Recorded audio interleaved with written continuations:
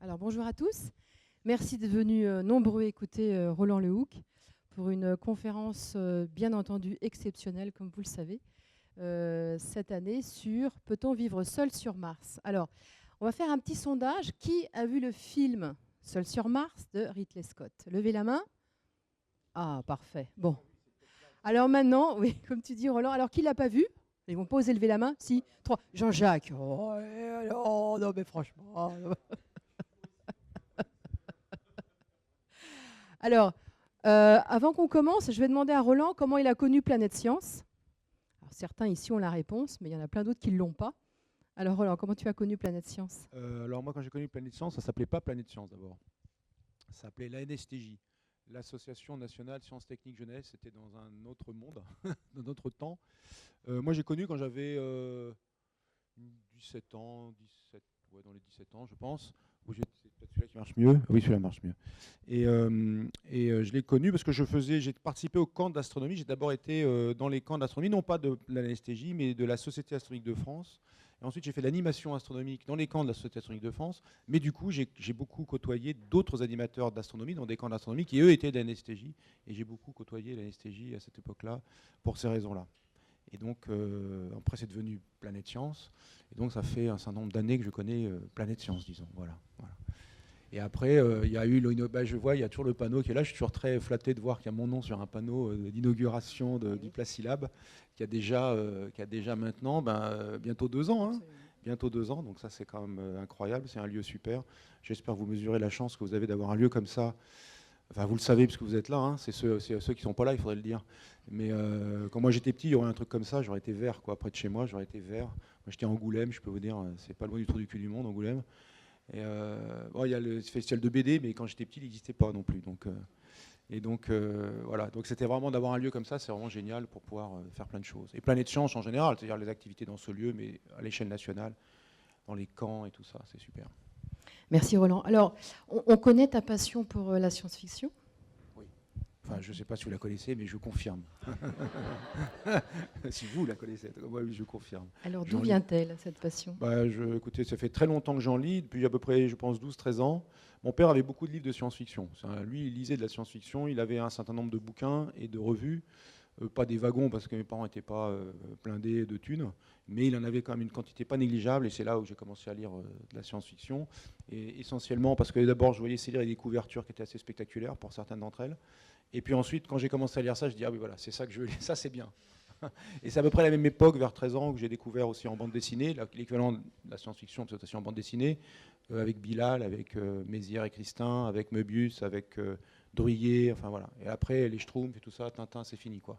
Quand vous avez mis le doigt dedans, c'est fini. Vous arrêtez ça et vous passez à autre chose. Et donc, j'en lis depuis, ouais, ça fait 40 ans que je lis de la science-fiction. J'en lis, j'ai eu des périodes de plus ou moins d'intense lecture. Quand j'étais à l'école normale, j'en lisais moins, parce que du coup, j'ai découvert qu'il y avait plein d'autres choses intéressantes en dehors de la science et de la science-fiction. Donc je me suis mis à lire beaucoup d'autres choses. Mais maintenant, j'en lis toujours. Et donc je suis aussi le président du festival qui s'appelle Les Utopiales, qui est un festival de science-fiction à Nantes tous les ans, à peu près autour du 1er novembre. L'année prochaine, ça sera 31 octobre, 4 novembre. Et le thème, chaque année, il y a un thème. Cette année, c'était le temps. Et l'année prochaine, ça sera le corps. Je vous laisse réfléchir sur les questions, vous avez un an. J'ai déjà 3 pages de notes sur ce qu'on va faire. Bon, bah, ça laisse deviner une belle conférence pour l'année prochaine. Donc, tu es astrophysicien au CEA. Absolument. Mais je crois que tu as aussi d'autres fonctions, tu enseignes. Oui, je fais beaucoup d'activités d'enseignement. Enfin, officiellement, je suis un chercheur. J'étais embauché comme chercheur. Ça m'a pris beaucoup de temps d'une partie de ma vie, l'essentiel de ma vie depuis, disons, 25 ans au moins.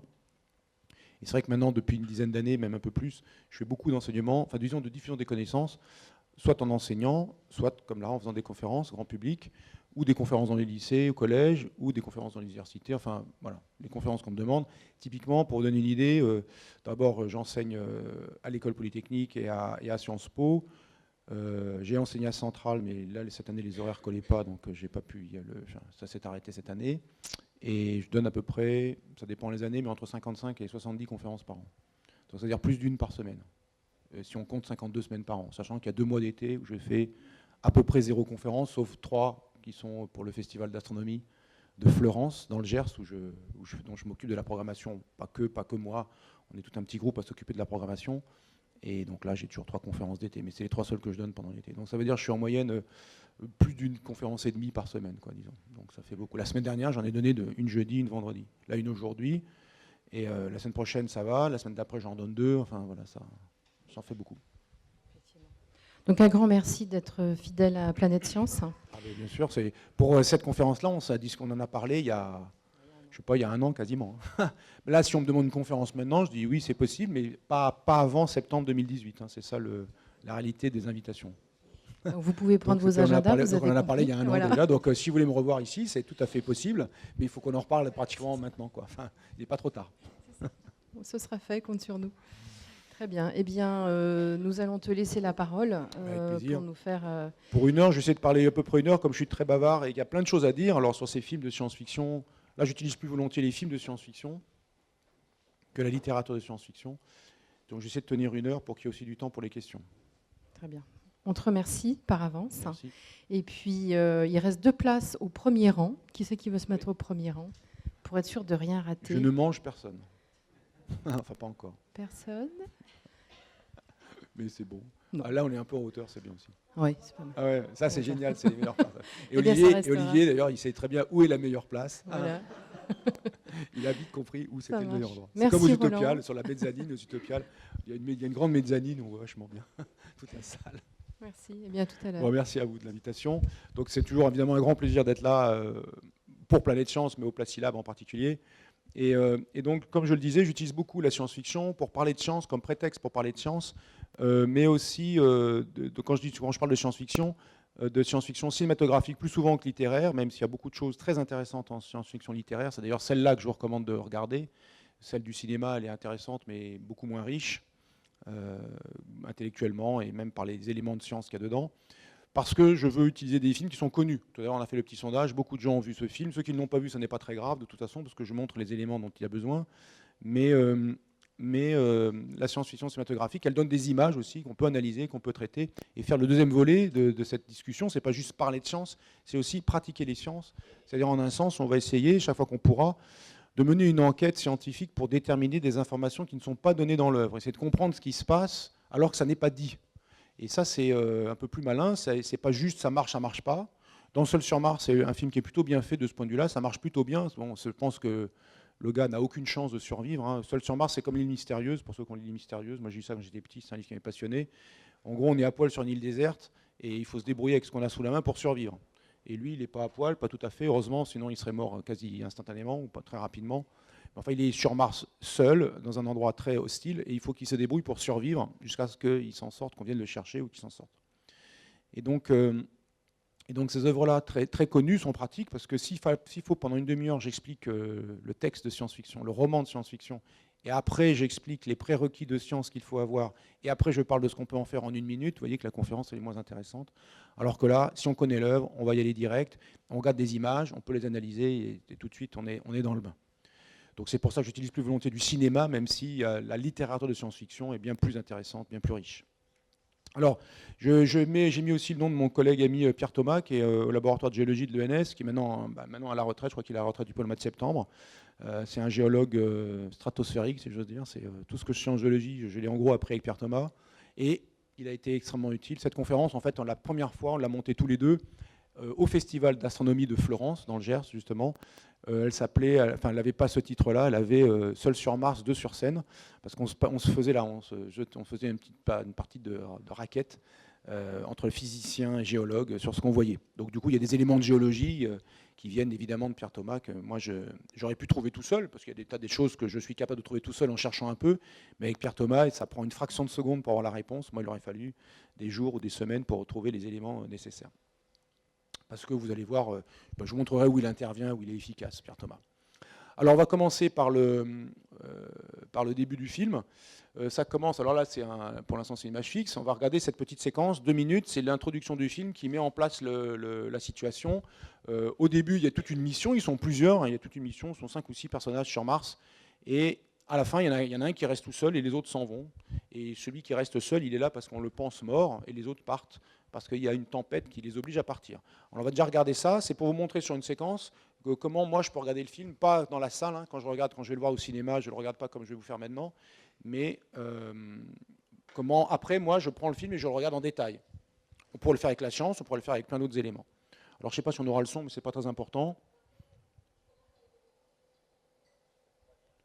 Alors, regardez là.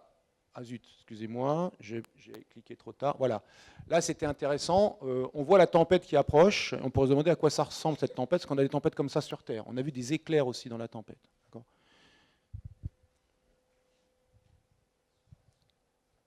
Là, il y a plein d'informations. 1200 km en diamètre, la direction, 24 degrés, la force, 8600 newtons.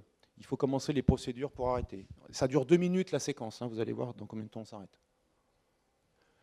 Voilà, donc là, elle est en train, la jeune femme est en train de lire les informations qui sont sur cet écran. Et on lui demande, elle c'est la responsable, c'est la chef, c'est elle la chef. C'est assez suffisamment rare, en tout cas dans la vraie vie et au cinéma pour être noté, c'est la nana la chef. Et les deux, elle va dire, bon, 8600 newtons, ça craint, il va falloir se barrer. Et les garçons disent, ah, on ne se barre pas pour 8600 newtons, ça ne faut pas déconner. Elle dit, si, on se casse. Et ils disent, yes, oui, chef. Donc ils l'écoutent en plus. Donc c'est encore, ça arrive aussi dans la vraie vie, mais là, ça marche, quoi.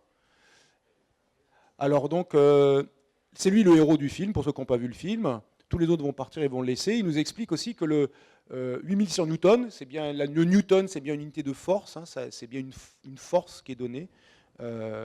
L'unité de, quand on parle d'un poids, de notre poids, on devrait parler en newton, pas en kilogrammes, hein, parce que notre poids, c'est la force qui nous tire vers le centre de la Terre. L'action de l'ensemble de la Terre sur notre corps s'appelle le poids, ça s'écrit en newton.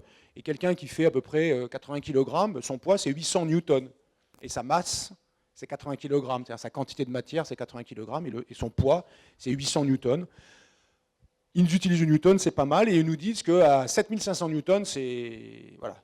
En fait, il faudrait partir à 7500 et que la force annoncée de la tempête, on ne sait pas trop ce que ça veut dire cette force, c'est 8600. Cette image-là, on va la laisser avancer un tout petit peu, elle est intéressante, on va y revenir. Donc là, il nous dit qu'il va falloir partir. Là, le gars, il dit, bon, quand même, t'es sûr qu'on ne peut pas rester 2 minutes? T'es sûr quand même? Tu déconnes, on est quand même des vrais, des garçons. Il faut qu'on reste un peu. Non, ça chie des bulles. Non. Allez, on se casse. C'est fini, ta gueule, on se casse. Voilà, là, elle dit ça, et les gars disent, regardez, là, oh là là, les gonzesses, serrons les gonzesses. Voilà, mais en fait, elle a raison, hein, parce qu'il y a un mort, et la tempête, elle fait pas rire. Hein, donc, c'est pas mal, c'est intéressant, même, vous voyez, c'est un film comme ça, on peut même le regarder de plein d'autres façons. Je fais ça exprès, on pourrait discuter, se rigoler.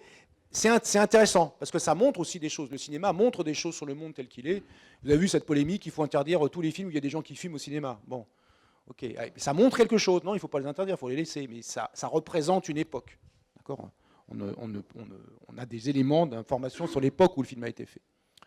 Bon, alors là, cette image, elle est extrêmement intéressante. Voilà, là, ah, trop tard, j'étais un peu trop tard. On va la revenir là, elle est intéressante.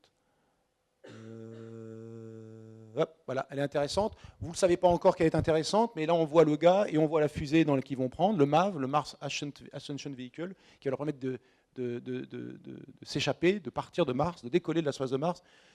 On voit la taille du gars, on voit la hauteur sous les fusées. Il y a une échelle de taille qui est donnée là. Le gars, il fait combien?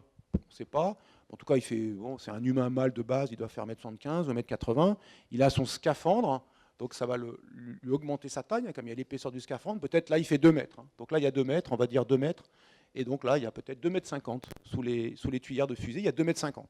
Là, c'est un endroit où on voit une échelle de taille, et ça va nous servir plus tard. Donc là, il ouvre le vaisseau. Là, on voit très bien aussi. Il ouvre le vaisseau, il rentre dedans, parce qu'il doit préparer pour le décollage. Voilà. Alors, vous voyez, moi, tout de suite, j'arrête. Là, il y a des trucs écrits, là. Dans le film, ça passe très très vite, on n'a pas le temps de se rendre compte. Il y a des trucs écrits, et on voit écrit que la pression, c'est 11,7 psi, l'oxygène, c'est à peu près 21%, et la température, 16 degrés. Et on nous dit, on est dans le airlock, ça veut dire dans l'habitat, habitat, et le airlock, ça veut dire le sas qui leur permet de sortir. Pourquoi il faut un sas quand on est dans un habitat martien pour sortir? Parce que la pression atmosphérique sur Mars, elle est 160 fois inférieure à celle de la Terre. Il y a beaucoup moins d'air sur Mars, dit d'une autre façon, que sur la Terre. D'autre part, cette air est à température moyenne de moins 60 degrés Celsius. Et enfin, c'est de l'air qui contient 95% de gaz carbonique. Autrement dit, vous ouvrez la porte et vous êtes mort. Presque pas instantanément, mais très rapidement. Donc il y a un sas, ils mettent le scaphandre, et dans ce sas, la pression est de 11 psi. Qu'est-ce que c'est le psi? Enfin, si, on sait ce que c'est un psy, mais le psy. C'est le pound per square inch. Ça veut dire quoi, le pound per square inch? Ça veut dire la livre par pouce carré. Qu'est-ce que c'est la livre par pouce carré? C'est une masse par unité de surface. Transfert en masse, ça sera une force par unité de surface. Une force par unité de surface, ça s'appelle une pression. Ça vous donne la pression qui est à l'intérieur, en unité anglo-saxonne, pour emmerder le monde. Il se trouve que la pression atmosphérique, c'est justement 11,7 psi. On dit aussi 1015 millibars, la pression atmosphérique moyenne. On dit une atmosphère, on dit aussi un bar, on dit aussi 760 mm de mercure, on dit aussi 760 torr. Enfin, voilà, il y a plein d'unités pour estimer la pression. Ça, c'est l'unité anglo-saxonne, le psi. Ça, c'est la pression à l'intérieur, c'est normal. Ils ouvrent la porte, ils viennent de la pression atmosphérique terrestre normale, ils ouvrent la porte, ils rentrent dans le même endroit, dans la même pression atmosphérique, la même atmosphère, 20% d'oxygène dans l'atmosphère terrestre, la température un peu fraîche, 16 degrés, mais ce n'est pas très grave, ils ont leur scaphandre. Et là, ils se mettent dans le SAS. Ah, vous voyez, moi, ça s'arrête tout de suite. 4 psi, là, il y a marqué suite data. En français, ça veut dire les données qui sont dans leur scaphandre. Dans leur scaphandre, il y a 4 psi, 20% d'oxygène, température 22 degrés. Il fait un peu meilleur dans le scaphandre. 21 d'oxygène, on pourrait dire c'est normal. 4 psi de pression, c'est un tiers à peu près de la pression atmosphérique. C'est très curieux, pourquoi un tiers dans le scaphandre? Mais il faut réaliser que les scaphandres des cosmonautes sont des scaphandres, et ceux-là sont tout à fait inspirés de scaphandres réels. Ce sont des scaphandres souples, ce n'est pas des scaphandres rigides. Et dans un scaphandre souple, si vous gonflez le scaphandre à la pression atmosphérique, poum, c'est comme ça fait un pneu. Le mec est littéralement dans un pneu. Les pneus sont plutôt gonflés à 3 bars ou à 2 bars et demi, mais 1 bar, une pression atmosphérique. Si c'était une pression atmosphérique, ce serait comme dans un pneu et plier le bras, alors que c'est censé être souple, le truc, il n'y a pas d'articulation, il n'y a rien, mais ils auraient les plus grandes peines à plier le bras. Pour pouvoir simplement plier le bras et se déplacer, eh bien, il faut que ça soit gonflé à seulement un tiers de pression atmosphérique. C'est exactement ça qu'on utilise dans les scaphandres habituels, c'est gonflé à un tiers de pression atmosphérique pour pouvoir plier les bras, et en même temps qu'à l'intérieur, il y a une pression. Mais cette pression de un tiers de pression atmosphérique, ce n'est pas celle dans laquelle nous sommes, où 20% d'oxygène à la pression atmosphérique habituelle est suffisante pour que nous respirions librement. Un tiers de pression atmosphérique, ça correspond à la pression, en gros, qui est au sommet de l'Everest. Si vous êtes au sommet de l'Everest comme ça, tranquille, je ne parle même pas du froid, juste de la respiration, vous allez avoir de graves problèmes. Parce que comme la pression est plus faible, il y a entre guillemets moins d'air, même s'il y a 20% d'oxygène, quand vous aspirez un litre d'air contient moins d'oxygène que 1 litre d'air au sol, au niveau de la mer. Et donc, pour que vous respiriez autant d'oxygène dans 1 litre d'air au sommet de l'Everest que dans 1 litre d'air au sol, il faudrait que le litre d'air de sommet de l'Everest, il ait plus que 20% de dioxygène pour que ça vous fasse respirer, vous puissiez respirer normalement. Bon, l'air, il est le même partout, la composition est la même partout, à toutes les altitudes, ce qui fait qu'au sommet de l'Everest, en général, on met un masque à oxygène pour ceux qui sont moins aguerris. Là, il ne devrait pas y avoir marqué 20%, comme la pression est 3 fois plus faible, il devrait y avoir marqué 60, 61%. 3 fois plus que ça. D'accord ? Et là, il y a une faute. Vous voyez, c'est un détail. Hein. Ça rigole pas. Vous voyez que moi, ça... Donc il y a une petite faute là. Là, ça c'est très bien, ça c'est faux. Ça c'est bien, c'est la température dedans. Évidemment, il faut qu'ils fassent 22, 21, enfin qu'ils soient à l'aise dans leur scaphandre. Alors là, ils rentrent dans le SAS, ils vident très très vite. Donc qu'est-ce qu'ils font? Depressurizing, là, ils enlèvent l'air, ils vident l'air, et maintenant ils vont pouvoir ouvrir la porte. S'ils n'enlèvent pas l'air, ils ne peuvent pas ouvrir la porte vers l'extérieur. Parce qu'à l'extérieur, la pression est très faible, quasiment nulle. Et la porte, s'ils doivent la tirer vers eux, ça va résister avec une pression égale à la pression atmosphérique, 10 tonnes par mètre carré, l'équivalent de la masse du poids de 10 tonnes par mètre carré, c'est-à-dire 2 éléphants par mètre carré. Donc il y a 2 éléphants qui poussent sur la porte, vous tirez la porte, vous ne l'ouvrez pas, typiquement. Et si à l'inverse, maintenant, c'est la porte qui se pousse, vous ouvrez la porte et vous ouvrez comme ça. Donc il y a 2 éléphants qui poussent la porte, et là, bam, la porte part et vous avec. D'accord ? Donc on enlève l'air pour avoir la pression à l'intérieur qui est comme la pression à l'extérieur. Parce que sinon, on ouvre la porte, on a des graves problèmes. On ne peut pas, ou alors on a des graves problèmes. Donc là, ils vident, ils enlèvent l'air du SAS. Très bien. Elle ouvre la porte. Mais alors, quand même, boum, tout de suite, il y a quand même un problème, parce que dehors, c'est la tempête, quoi. Bon, d'accord, ça rentre, blablabla. C'est une tempête un peu intense. On voit qu'il y a on verra, je vais vous faire remarquer, il y a des gros graviers. Enfin, c'est pas du sable, c'est pas des petites poussières, hein. C'est pas une tempête de poussière. Hein. C'est vraiment un truc avec des gros graviers qui volent. On se posera la question de savoir est-ce que des gros graviers peuvent voler sur Mars. Donc là, vous voyez que leurs petites lumières, ils ne peuvent pas s'éclairer bien. En fait, finalement, ils ne voient que dalle. Ah, regardez là, il y a encore des trucs. Là, ils sont toujours dans le airlock, dans le SAS. Ça a bien changé les conditions du SAS. Là, maintenant, ils ont une pression qui est 0,12 psi. Tout à l'heure, c'était 120, c'était 12. C'est à peu près 100 fois moins. En fait, la pression martienne, c'est 160 fois moins. Oxygène 0,14%, c'est ce qu'on trouve dans l'atmosphère martienne. température moins 20 Celsius, ça s'est cassé la figure. La température moyenne sur Mars, c'est moins 60. Donc, la température intérieure s'est cassée la figure. On vient juste d'ouvrir la porte. Vous allez voir, on va revoir ça dans un instant. Il y a des gros graviers qui volent. Regardez. Maintenant, la pression, elle a encore un peu baissé. L'oxygène, c'est l'oxygène martien. La température, moins 62 degrés Celsius, c'est la température moyenne sur Mars. Là, on a les conditions martiennes. On est sur Mars vraiment.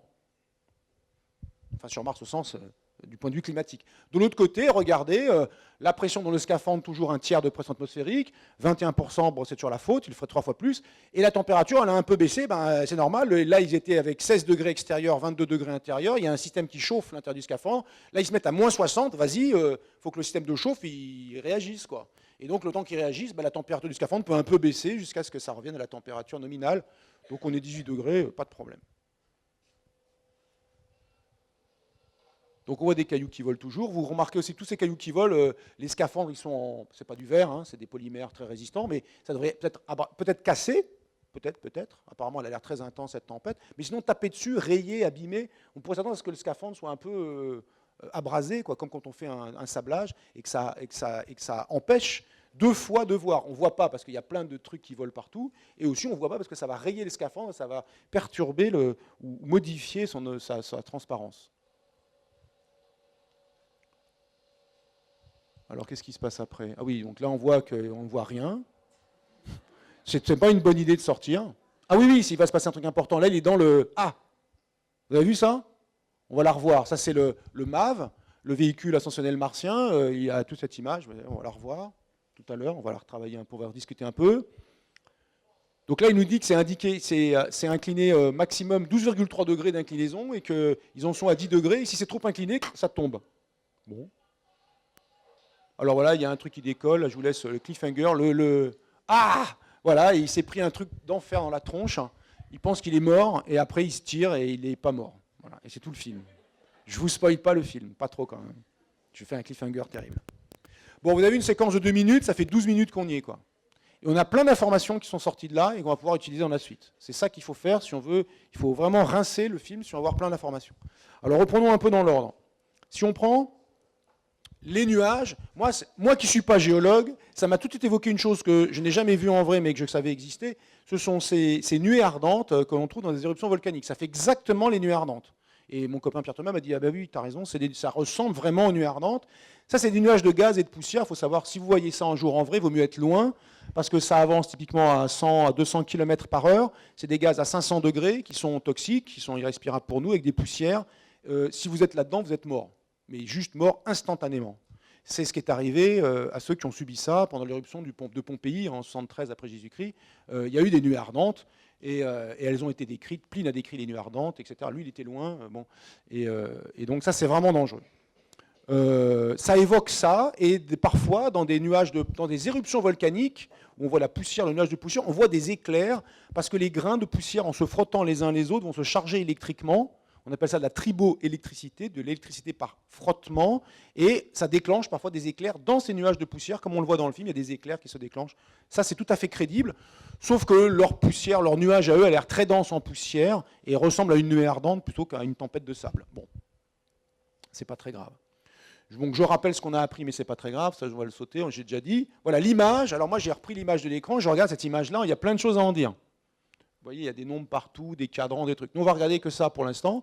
On voit le MAV, on voit qu'ici, il a l'air incliné, d'accord? Vous voyez, cet arc est là-haut, il y a marqué 0, plus ou moins 5, plus ou moins 10, plus ou moins 15. On a l'impression que ça va mesurer l'inclinaison du MAV en degrés, surtout qu'ils nous disent qu'il est incliné à 10 degrés. La ligne pointillée, elle est à peu près à 10 degrés. C'est même écrit ici 11,5.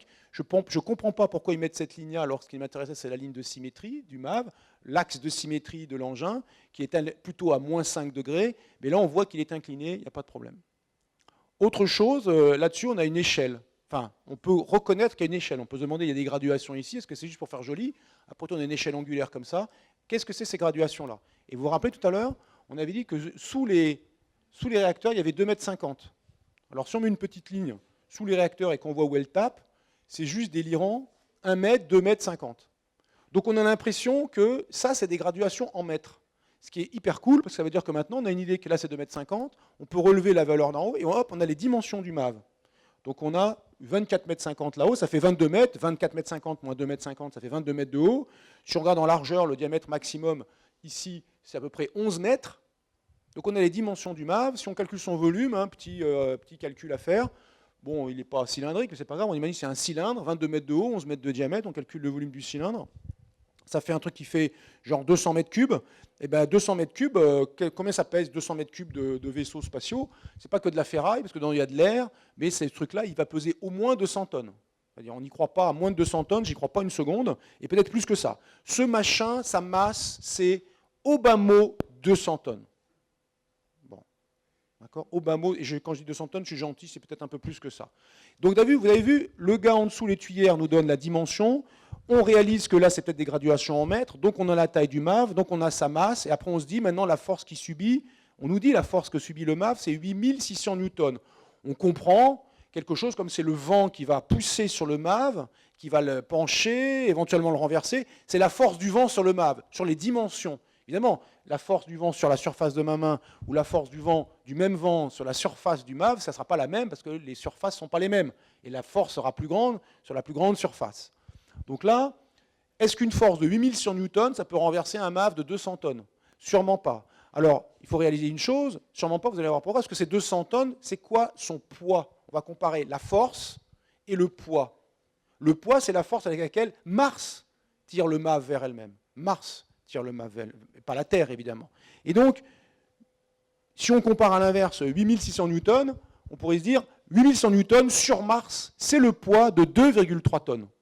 On pourrait calculer le poids du MAV et se dire 200 tonnes, la gravité martienne, c'est à peu près un tiers de la gravité terrestre. 200 tonnes, ça va faire quelque chose comme 600 000 newtons. Un peu plus, peut-être 700 000 newtons. En fait, on peut comparer aussi les masses et se dire, imaginez qu'il y a un machin qui fait 200 tonnes et vous le poussez sur le côté avec l'équivalent d'une masse de 2 tonnes. Ben, il ne va rien se passer, quoi. Enfin, les armoires normandes, typiquement, ne le déplacent pas en poussant moins que le masse de l'armoire.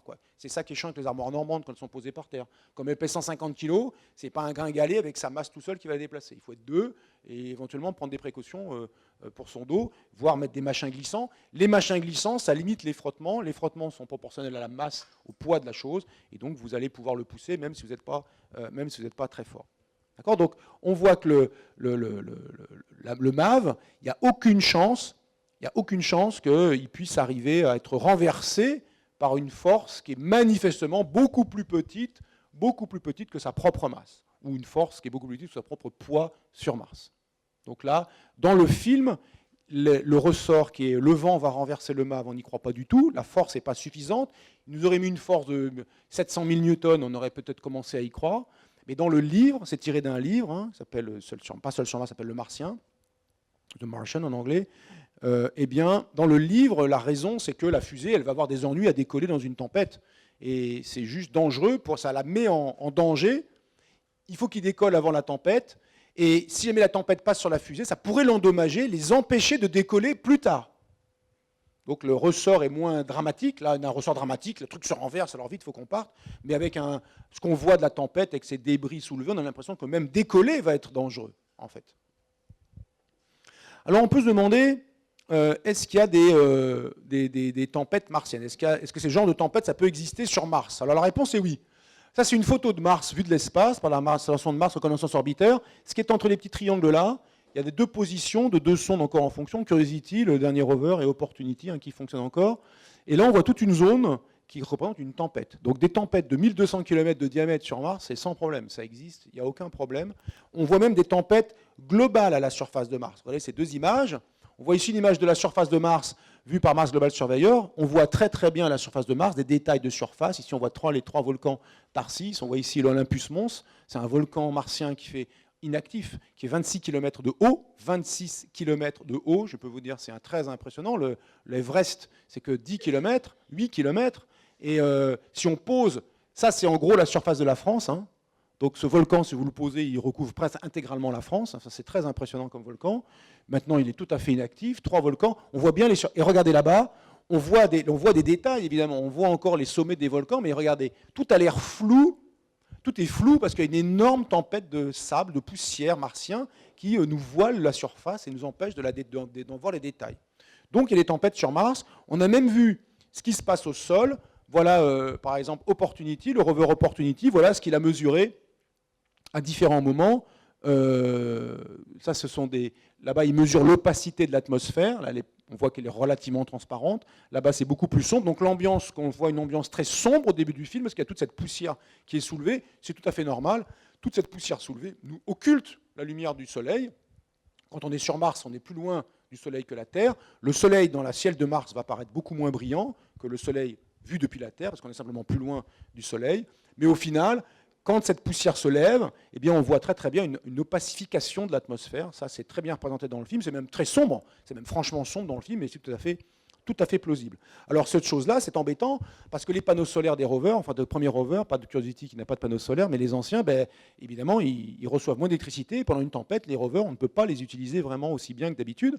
Parfois, c'est aussi utile, parce que ces tempêtes, ce vent peut balayer la poussière qui est déjà restée collée sur le panneau solaire. Et après la tempête, le panneau solaire fonctionne entre guillemets mieux, parce qu'il a été un peu balayé des poussières qui s'étaient accumulées. Alors on voit aussi des choses comme ça à la surface de Mars. Regardez, là il y a la calotte polaire, je crois que c'est la calotte polaire nord. On voit ici regardez, des structures qui sont des sortes de tempêtes de poussière qui partent, qui sont soulevées par des différences de température entre la calotte polaire et la zone qui est ici. Et regardez sur Terre, on voit exactement la même chose. C'est une tempête de sable qui part du Sahara, qui va dans l'Atlantique. Regardez là, la structure, je ne détaille pas, il y aurait de l'hydrodynamique à dire là-dessus, pourquoi c'est comme ça. Mais c'est exactement la même chose. La physique, c'est la même sur Mars et sur la Terre. Ce sont les conditions qui diffèrent, la pression, la composante de l'atmosphère, sa température, mais sinon, c'est la même physique. On voit exactement les mêmes structures. Donc des tempêtes sur Mars, il y en a. Et même dans certains cas, on a pu mesurer la vitesse de la tempête. Dans ce truc-là, on a pu mesurer la vitesse d'avancée du front de la tempête en faisant des images successives et en mesurant la distance parcourue en fonction du temps. On a la vitesse de la tempête et on a trouvé une vitesse qui est de l'ordre de 160 km par heure.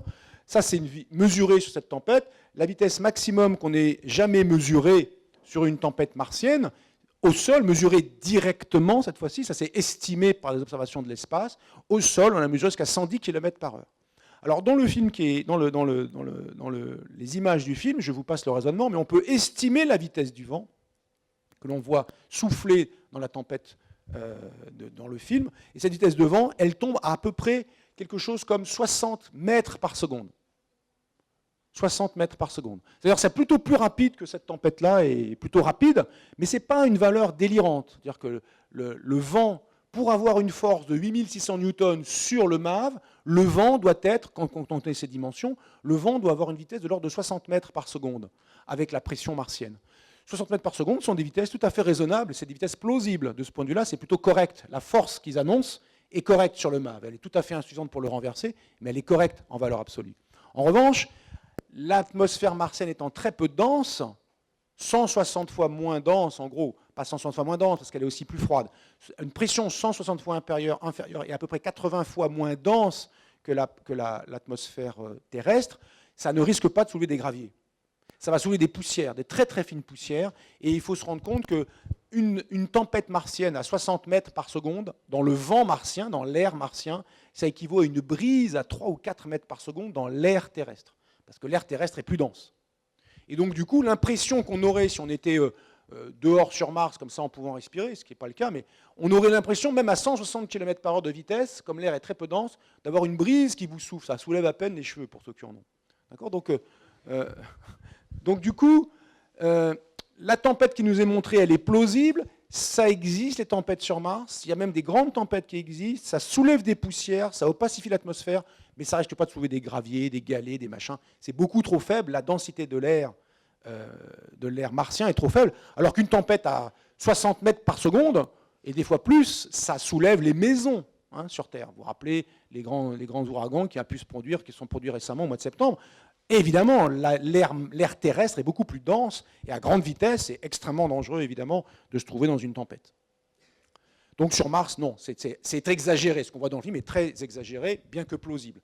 Alors vous voyez cette image, là il est en train d'arriver près de la navette de secours, qu'il a dû parcourir des milliers de kilomètres pour atteindre. C'est une très belle image, parce qu'on voit ici, regardez, il y a une espèce de tornade qui est posée à côté. Alors les dingues comme moi, qu'est-ce qu'ils font ? Ils font une petite mesure, donc ils mettent un petit bâton blanc là, ils disent ce bâton blanc là, ça vaut 1. Si ce bâton blanc vaut 1, ce bâton blanc, il fait 12 fois cette longueur là. Donc si ça fait 1 mètre, là il y a 120 mètres. Sur ce truc-là, il fait 22 mètres. Donc là, il y a 250 mètres. D'accord? Donc moi, je sais que cette tornade, elle fait 250 mètres. Et sur Mars, ces genres de tornades, ça existe vraiment. Les hauteurs estimées, là, la hauteur estimée paraît importante, mais des tornades, des petits qu'on appelle Dust Devil en anglais, des diables de poussière, sur Mars, il y en a. Alors d'abord, les petits Dust Devil. Alors voilà le petit Dust Devil, voilà comment ça se présente. Là, c'est le Opportunity qui regarde, là, ce sont les traces de son passage, de ses roues. Et derrière lui, regardez, il y a une petite, celle-ci, elle doit faire 3 ou 4 mètres de haut, une petite tornade de poussière sur Mars qui est tout à fait visible, qui se déplace. Alors, il y a dans l'image du bas, celle-ci, vous allez voir, ça va bouger, il y a un début de petite tornade, une mini-tornade ici qui a été filmée. Regardez bien, une image toutes les 21 secondes et qui sont jouées à un rythme un peu plus rapide. Hop, regardez. Vous voyez, on voit passer la petite tornade sur la surface de Mars. Ça a été filmé, c'est documenté, il n'y a aucun problème, ça existe. Il y a des phénomènes météorologiques martiens, comme il y a des phénomènes météorologiques terrestres. Simplement, les conditions ne sont pas les mêmes. Alors là, c'est des petites, des mini-tornades, quelques mètres de haut. Les 250 mètres, eh bien, figurez-vous que ça existe quand même. Ça, c'est une image tout à fait spectaculaire. C'est un peu blanc sur blanc, là. On a pendant longtemps vu sur Mars ce qu'on appelle en anglais des dark streaks, c'est-à-dire des espèces de traînées sombres à la surface de Mars. On se disait, mais qu'est-ce que c'est que ces traînées sombres? On imaginait bien que le sable avait été, la poussière avait peut-être été soulevée, révélant le sol qui est en dessous, qui était plus sombre. Mais pourquoi elle aurait été soulevée? Puisque c'était bien ça, le phénomène, le mécanisme. Et cette image-là, elle nous montre, vue de haut, vue de l'espace, ici un Dust Devil qu'on voit de dessus. Le Dust Devil, on voit qu'il est complètement connecté à la Dark Streak, donc on sent bien que ce sont ces tornades qui soulèvent effectivement le sable de surface ou les poussières de surface qui révèlent un sol plus sombre, et du coup ça fait cette traînée sombre qui après peut disparaître éventuellement. Et puis là, ce qui est intéressant, c'est qu'on voit l'ombre du Dust Devil. C'est ça qui est génial. On voit l'ombre du truc. Et quand on voit cette ombre et qu'on connaît le jour où ça a été pris, l'endroit où ça a été pris, l'heure où ça a été pris, bref, on sait où est le Soleil dans le ciel de Mars au moment de la photo, on déduit la hauteur du Soleil, et pour ceux qui savent ce qu'est une tangente, hop, on peut déduire, en mesurant la longueur de l'ombre, on déduire la hauteur de la tornade, et on trouve quelque chose qui est à peu près 200 mètres. Donc des tornades qui font 200 mètres de haut, ça existe sur Mars. Tout à l'heure, celle qu'on voyait dans le film, c'est plutôt 250 mètres. L'ordre de grandeur de 200 mètres, ça existe tout à fait. Donc ils ont fait une très jolie image, visuellement c'est très joli, et en même temps l'objet est tout à fait correct.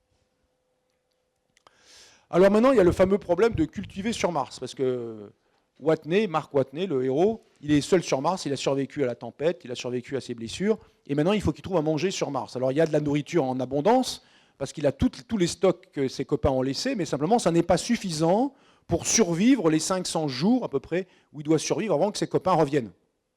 Et il n'a que, je ne sais plus combien, 400 jours de nourriture, et donc il va falloir qu'il crée de la nourriture sur Mars, où il n'y a pas une épicerie, il n'y a rien, c'est catastrophique. Alors qu'est-ce qu'il va faire? L'idée, c'est qu'il va planter des pommes de terre. C'est là où on voit sa culture de pommes de terre. Il a pris du sol martien. Ce qu'il a fait, il a pris du sol martien, il l'a mélangé au stock d'excréments de ses copains et de lui. Chaque fois qu'il va au chiottes, il fait de la récup et il met ça dans son sol. Hein. Il se dit, ça va améliorer, ça ne peut pas nuire. Bon, après ça, il met ses patates. Alors les patates, il en avait dans son stock. Il avait amené des patates parmi tous les aliments. Il y avait des patates, il en replante certaines. Il est biologiste, il comprend comment on fait ça très bien. Il les replante, il faut mettre de l'eau. Voilà ce qu'ils nous disent pour l'eau. Hein. Il a réussi à faire 126 mètres carrés de terre utilisable, mais il faut 40 litres par mètre cube. Vous voyez que c'est un peu emmerdant parce qu'il a dit des mètres carrés, là, et là il nous parle de mètres cubes. Pour avoir les mètres cubes, il faudrait avoir l'épaisseur de terre, qu'on ne connaît pas. Bon, et avec ça, il faut qu'il fasse de l'eau. Maintenant, on comprend que d'abord, il y a les patates. Il a fallu qu'il fasse le sol. Le sol, il l'a fait en mélangeant ses excréments et ceux de ses copains et les siens et les futurs siens avec du sol martien, qu'on appelle du régolithe. Et il lui faut de l'eau. Donc il a deux problèmes. Le sol, a priori il dit j'en prends, c'est marre. Est-ce que c'est une bonne idée? Deuxième problème, de l'eau, il m'en faut beaucoup pour mettre ça. Combien il m'en faut d'eau? Alors moi j'ai supposé qu'il y avait une vingtaine de centimètres d'épaisseur de terre. Il n'y a pas besoin d'avoir des mètres d'épaisseur de terre. Hein. 20 cm de terre sur 100 cm², c'est 25 mètres cubes. Il lui faut au moins 1000 litres d'eau. Peut-être un peu plus, mais au moins 1000 litres d'eau à sortir de quelque part. Alors on pourrait dire l'eau que je bois, mais s'il la met dans les patates, il ne la boit pas. D'une façon ou d'une autre, il faut qu'il crée plus d'eau que le stock qu'il en a, ou la production qu'il en a spontanément pour son usage personnel. Bon, donc voilà les contraintes. Alors voilà une carte altigraphique de Mars qui représente les altitudes. Alors on voit l'Olympus Mons très haut, les 3 volcans Antarctis très haut. Et puis, la zone bleue qui est ici, qui s'appelle Acidalia planitia, elle est intéressante parce que c'est là où s'est posé Watney. Et même d'ailleurs, si on observe attentivement, on sait même exactement où il s'est posé là. Quand je dis là, ce n'est pas un point au hasard. Hein, il y a les coordonnées, latitude et longitude martiennes qui sont données, et il s'est posé là. Je sais que c'est là. Alors on peut représenter, par exemple, on peut s'amuser à regarder, à fouiller dans les archives martiennes, parce qu'on a énormément de cartes de Mars, on connaît très très très bien la surface de Mars, on connaît beaucoup mieux la surface de Mars que le fond des océans, par exemple, du point de vue cartographique, que le fond des océans terrestres. Alors voilà ce que ça donne. Si on regarde autour de cette zone-là, voilà ce qu'on voit. Voilà le terrain réel où s'est posé Watney dans le film. D'accord ? Donc on voit, il y a des cratères, mais c'est plutôt plat, plein de petits cratères, plutôt plat, ben ça s'appelle Acidalia planitia. Hein, donc c'est pas pour rien. Alors on peut rajouter d'autres choses. Ares 4, c'est l'endroit où il doit aller. Alors vous remarquez que les différences altimétriques, là il est au fond, là c'est très bas, le bleu, et le rouge, le jaune, le rouge et après le blanc, mais le jaune c'est plus élevé. Donc il doit non seulement parcourir des kilomètres, à peu près 2000 km, mais en plus il doit monter en altitude. Donc c'est compliqué pour lui. J'ai représenté Pathfinder, parce que dans le film, il va retrouver le robot, le petit rover Pathfinder, il va récupérer des morceaux pour faire son système de communication. Donc vous voyez que de Ares 3 à Pathfinder, il a quelques centaines de kilomètres à faire. Et puis j'ai mis Viking 1, parce qu'on a fêté récemment les 40 ans de Viking 1. Moi, quand j'étais petit, c'était cette sonde-là qui était la vedette martienne, qui s'est posée sur Mars et qui faisait des photos. C'est une sonde posée au sol, qui ne bougeait pas, qui regardait son environnement tous les jours et qui faisait quelques mesures. Alors, Acidalia planitia, Ares 3, c'est à moins 4000 mètres par rapport au niveau moyen martien. Il doit aller à Schiaparelli, le cratère où est Ares 4. C'est en gros moins 1000 mètres. Il a pratiquement 3000 mètres de dénivelé à faire, en plus de plusieurs milliers de kilomètres de parcours. Et il se trouve que pourquoi il est très bas, c'est que Acidalia planitia, et puis la zone connectée de l'autre côté, Arcada planitia, toute cette zone bleutée là-haut, et puis ici aussi dans Valles Marineris, mais surtout Acidalia planitia, on pense que c'est le lieu de l'ancien océan martien, celui qui prévalait, qui a été là pendant à peu près 500 à 700 millions d'années. Et puis ensuite, la Mars ayant perdu son atmosphère, une gravité trop petite et un champ magnétique trop faible lui ont fait perdre son atmosphère très rapidement, que la Terre n'a pas perdu, et l'océan s'est évaporé, et voilà. Et il reste Mars, comme on le voit maintenant, avec plus d'eau liquide à la surface, mais il y a eu de l'eau liquide à la surface de Mars, ça c'est tout à fait certain. Il y a des dizaines et des dizaines de preuves qui s'accumulent pour dire qu'effectivement, il y a eu de l'eau liquide à la surface de Mars. Alors, cultivé sur Mars, eh bien, qu'est-ce qu'il va faire ? Il va récupérer ce qu'on appelle le régolithe, c'est-à-dire la surface de Mars, qui est de la poussière, qui résulte de tout ce que la surface de Mars prend. Un peu d'érosion éolienne, il y a le vent, il y a un peu de vent sur Mars, mais aussi les chutes de météorites, le rayonnement solaire, les variations de température, hein, ça fait chauffer ou refroidir les roches, ça peut les briser. Et donc, il y a une couche superficielle qui est une couche inerte, complètement minérale, et qui n'est pas ce que les biologistes appellent un sol.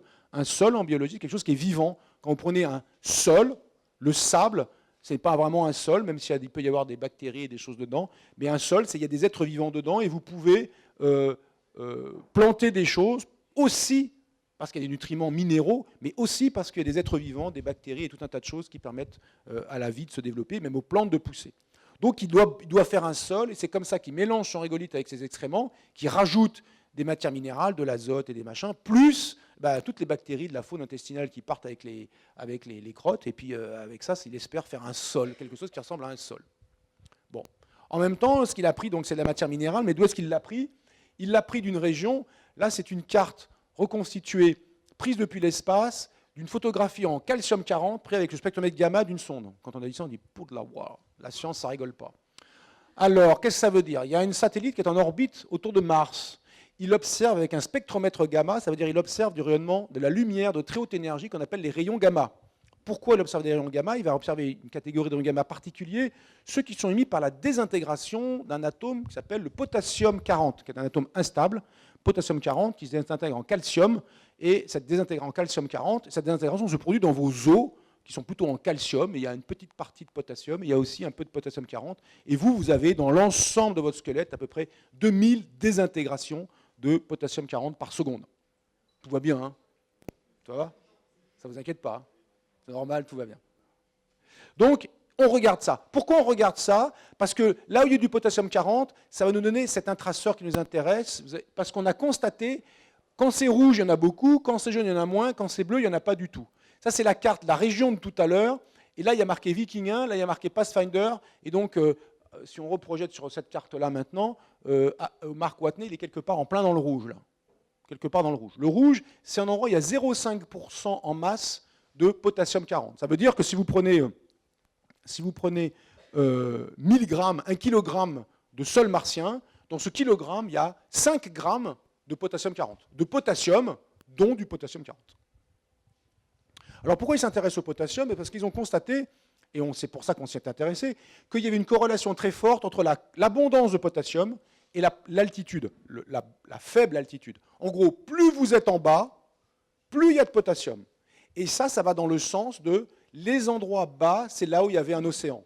Évidemment, imaginez l'océan avec tous ces sels minéraux dissous dans l'eau de l'océan, le sel notamment. L'océan s'évapore, il reste les minéraux dissous dans le fond. Donc si vous trouvez l'endroit où il y a beaucoup de sodium, vous savez que c'est un ancien océan. Sauf que le sodium, il n'y a pas la même facilité à le détecter que le potassium. Mais sur Terre, quand il y a beaucoup de sodium, il y a beaucoup de potassium. Donc on détecte le potassium et on en déduit qu'il y a probablement beaucoup de sodium aussi. Donc détecter du potassium 40, c'était se donner la possibilité de confirmer que les endroits bas et profonds correspondaient bien au fond d'un ancien océan. Donc pour récapituler les choses, Watney il est posé ici, dans l'endroit où il y a beaucoup de potassium 40, il est posé au fond d'un ancien océan. Le sol, c'est un sol minéral qui a récupéré, quand l'eau s'est évaporée, la matière dissoute dans l'eau de l'océan, dont le potassium, dont le sel. Et sur Terre, on constate que dans les sédiments marins, on constate que quand il y a 1 de potassium, il y a 20 de sodium. Donc s'il y a 0,5% de potassium sur Mars, et que c'est à peu près comme sur Mars, comme ici, ça veut dire qu'il y a à peu près 10% de sel dans la roche, dans le régolithe que récupère Watney.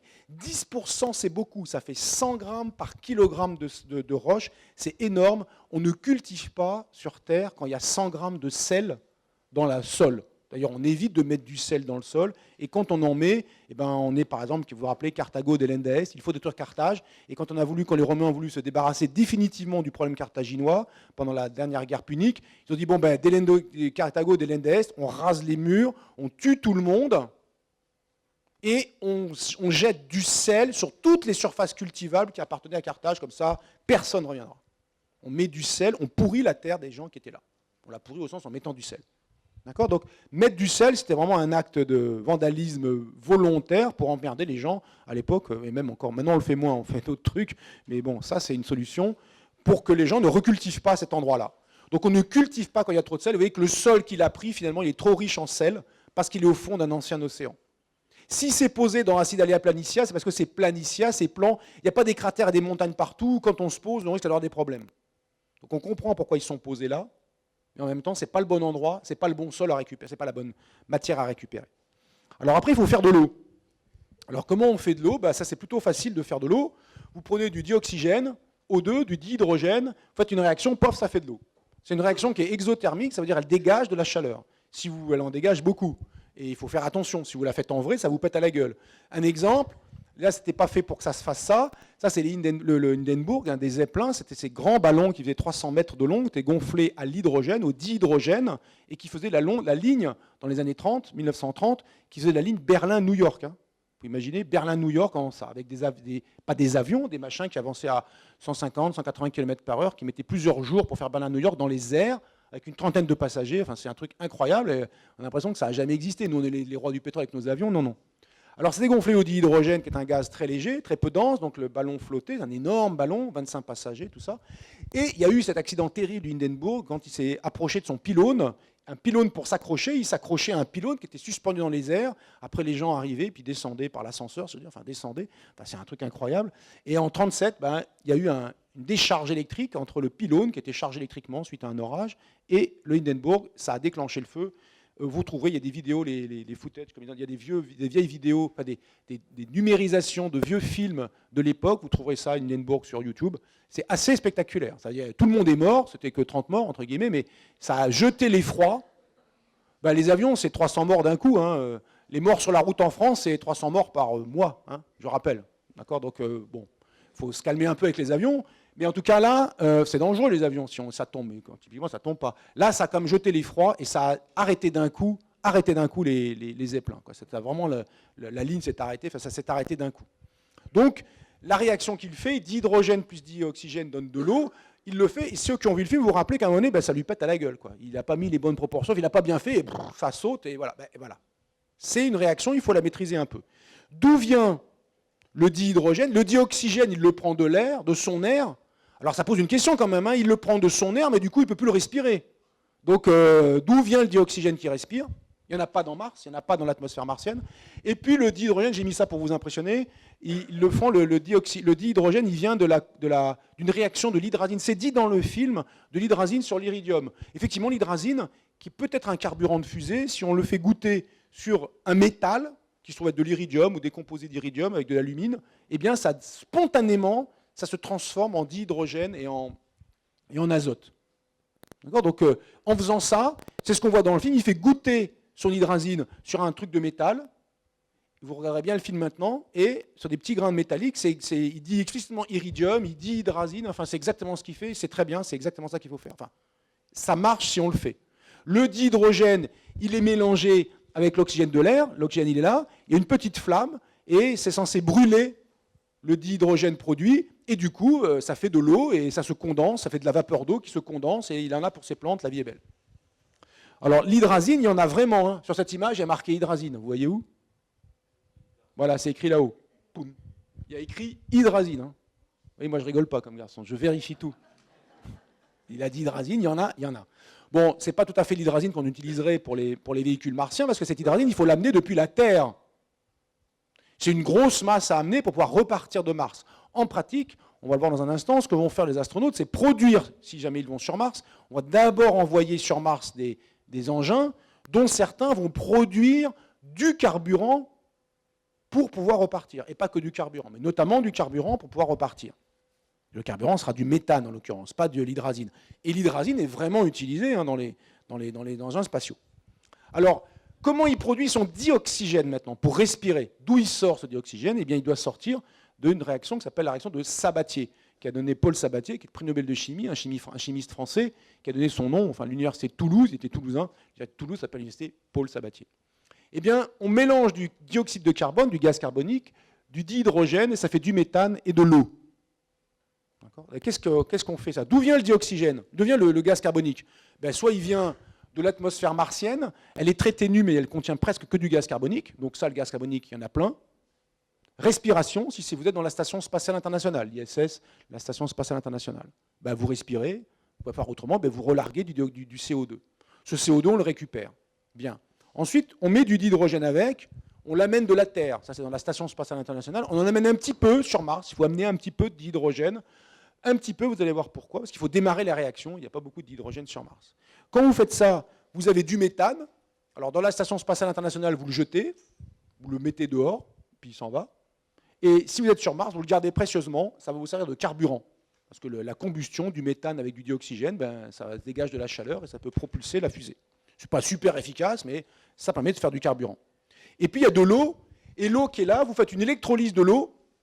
Quand vous électrolysez l'eau, c'est-à-dire vous mettez 2 électrodes dans de l'eau, et il y a un côté qui va buller du dioxygène, des petites bulles de dioxygène vont apparaître, de l'autre côté va apparaître des petites bulles de dihydrogène, et vous récupérez le dioxygène.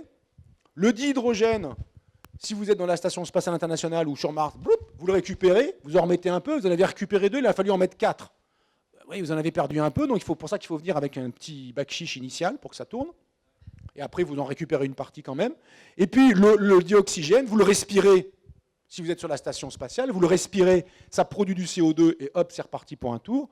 Ou le dioxygène, vous l'utilisez comme comburant, comme oxydant pour le méthane, pour faire votre mélange méthane-dioxygène, et c'est parti pour votre fusée. D'accord? C'est super cool. Alors évidemment, sur la Station spatiale internationale, l'eau, on la recycle, on l'amène un peu, et on la recycle des urines. On ne la fabrique pas comme ça. Et l'eau qui est récupérée par la réaction de Sabatier, effectivement, on en fait du dioxygène. On voit que sur Mars, s'il utilise ça, il aurait qu'à, plutôt que de recombiner son dihydrogène et son dioxygène, il n'a qu'à récupérer l'eau qui est produite par la réaction de Sabatier directement. D'accord? Donc là, il y a un petit twist pour le film. Mais en tout cas, s'il fait ça, il va produire son dioxygène, il a son dihydrogène qui vient de l'hydrazine, il mélange, poum, c'est reparti, il fait de l'eau, c'est super cool. Alors, oui, ça j'ai dit pour recycler. Pour information, cette méthode-là, elle est utilisée, les Allemands utilisent ça comme test pour l'instant, pour stocker de l'énergie électrique sous forme chimique. Ça veut dire, quand vous avez vos éoliennes ou votre panneau solaire ou n'importe quoi qui a trop d'électricité produite et il faut l'utiliser, si vous ne pouvez pas la stocker facilement, vous utilisez cette électricité pour faire d'une électrolyse de l'eau. Alors là, sur Terre, l'eau, il y en a quand même encore encore de bonnes quantités. Vous obtenez ça, vous vous en foutez. Vous obtenez... qu'est-ce que j'ai dit? Oui, le CO2, excusez-moi. Le CO2, j'ai dit une connerie. Le CO2 et le méthane, ils font de l'eau et du CH4, et vous recyclez le dihydrogène, vous le remettez dedans en faisant l'électrolyse de l'eau, qui vient de cette électricité que vous n'utilisez pas et qui est là, qui est produite parce que les panneaux solaires produisent, parce que le vent produit. C'est une façon de stocker sous forme de méthane de l'énergie électrique. Ce n'est pas super efficace, c'est une façon de le faire. Il y a tout un tas de tentatives maintenant pour essayer de stocker efficacement l'électricité. Les batteries de téléphone portable, c'est de la merde en barre. Ce que veut vous vendre machin avec ces trucs Tesla, c'est de la merde en barre. C'est tout à fait insuffisant pour stocker de l'énergie électrique à l'échelle d'un pays. À l'échelle d'un pays, en France, la seule façon de stocker de l'électricité efficacement, c'est les centrales qu'on appelle les stations de stockage par pompage. On pompe de l'eau, on fait des pompes électriques qui prennent de l'eau en bas des montagnes, qui la mettent en haut des montagnes dans des réservoirs. On pompe de l'eau avec l'électricité dont vous ne savez pas quoi foutre. Et puis le jour où vous avez besoin d'électricité, et là vous en avez, il y a de l'eau qui est en haut des montagnes, et vous le faites couler, ça produit l'électricité. C'est une façon massive et efficace de stocker l'électricité. Vous dire le point où on en est, c'est ça le plus efficace, c'est le plus massif qu'on sait faire. Les batteries, tout ça, c'est sympa pour le téléphone portable, mais c'est tout à fait inefficace à l'échelle d'un pays. Alors on aurait pu dire, est-ce qu'il aurait peut-être pu chercher de l'eau sur Mars? Parce que là, il s'est pris la tête à faire cette eau, il lui a pété la gueule, enfin c'est compliqué pour lui. Il récupère l'hydrazine, enfin c'était compliqué. Est-ce qu'il aurait pu carrément pas trouver de l'eau sur Mars? S'il y en a, tranquille. Alors de l'eau liquide, non, mais de l'eau solide, de la glace. Alors par exemple, il aurait pu aller sur les calottes. Sur les calottes, elles font 1000 km de diamètre, 2 km d'épaisseur. La calotte polaire nord, c'est pratiquement que de l'eau. Bon, évidemment, il est loin. Hein. Il y aura encore un coup de 1000 km à faire, il n'a déjà pas d'eau, enfin c'est compliqué. Mais donc, on peut imaginer que s'il va là-bas, il faut qu'il ramène plusieurs tonnes dans son truc. Enfin, ça aurait été compliqué, mais c'est une solution envisageable, mais compliquée. Deuxième solution, voilà des photos de la sonde Viking. La croix bleue qui est ici et là, ça veut dire que c'est le même caillou. Là, c'est en pleine journée, là, c'est le matin, au lever du soleil. C'est tout blanc. Il y a du givre sur Mars, il y a du givre, tous les matins, il y a du givre. Du givre, c'est de l'eau, de la vapeur d'eau de l'atmosphère qui s'est condensée en glace, une fine couche de glace sur les cailloux. Fine couche, ça veut dire quelques millionièmes de mètres d'épaisseur. Combien on peut récupérer d'eau avec ça? Imaginons qu'on tende un drap. Le gars, il sort, il met un drap dehors, un grand drap, on va dire 400 mètres carrés de drap. 400 mètres carrés, ça fait un bon drap, 20 mètres par 20 mètres. Hein. C'est un bon drap. Ou une toile, ou un truc, un plastique. Il le laisse dehors, bêtement. La nuit, il fait froid, l'eau va se condenser en glace à la surface du drap. Après, il récupère le drap, il les sort. Combien il récupère d'eau?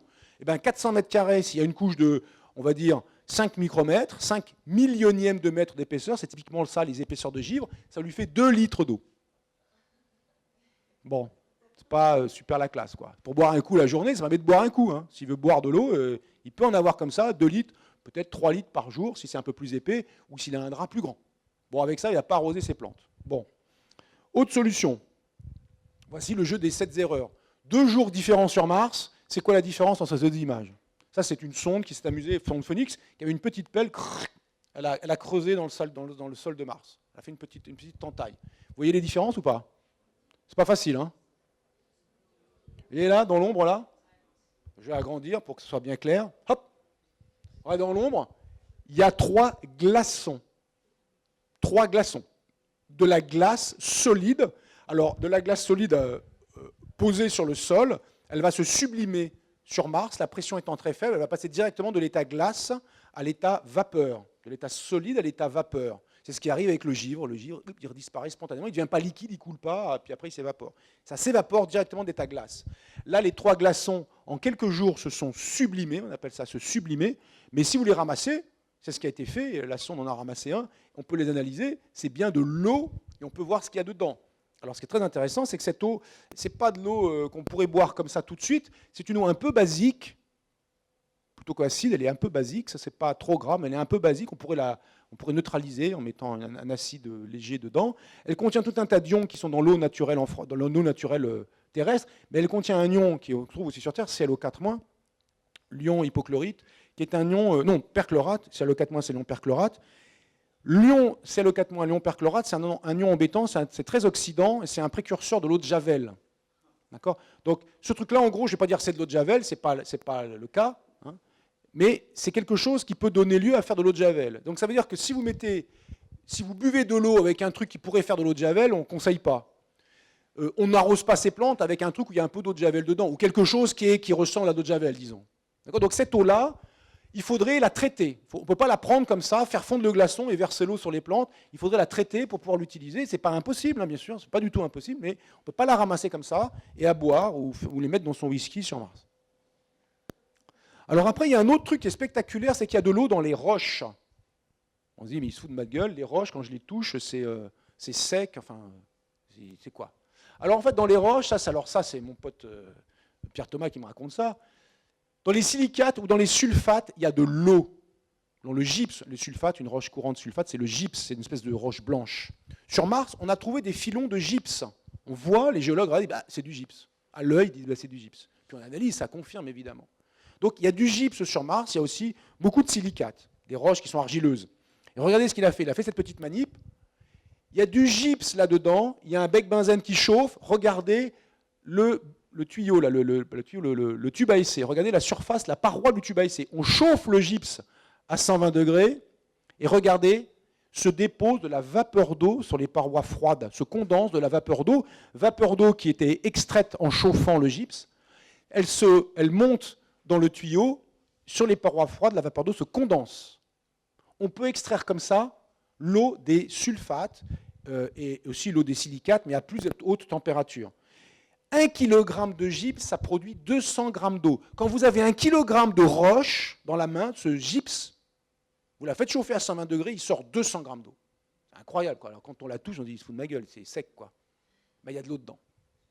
D'accord ? Elle est mélangée, elle est dans le minéral, mais il faut l'extraire en chauffant, en cassant éventuellement le gypse en petits bouts pour que ce soit efficace, pour que ce soit plus efficace, et en chauffant à peu près 120 degrés Celsius. Donc il aurait pu faire ça aussi, trouver un filon de gypse et le chauffer à 120 degrés. Un filon important, 200 grammes par kilo.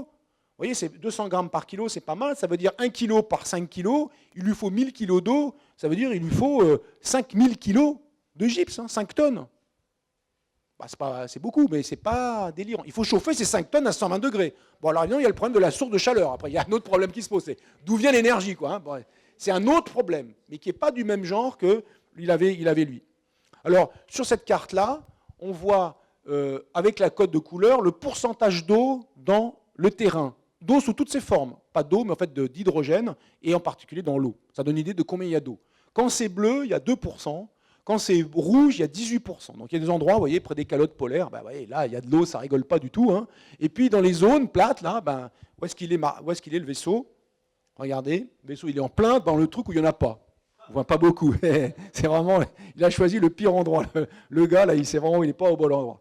Alors en imaginant, vous voyez que le bleu, c'est entre 2 et 4%. Imaginons que c'est un endroit un peu pénible, mais pas le plus pénible. Mettons qu'il y ait 4% d'eau dans le premier mètre. Ça concerne la façon dont ça a été fait, c'est qu'on peut tester en fait que la première couche martienne, pas la profondeur très profonde, c'est le premier mètre de couche martienne. S'il y a 4% d'eau en masse là-dedans, ça veut dire que en prenant 1 mètre cube de sol, typiquement ça pèse à peu près 2 tonnes, s'il prend 1 mètre cube de sol, dans ces 2 tonnes de cible, avec 4% d'eau, il va pouvoir extraire 80 litres d'eau.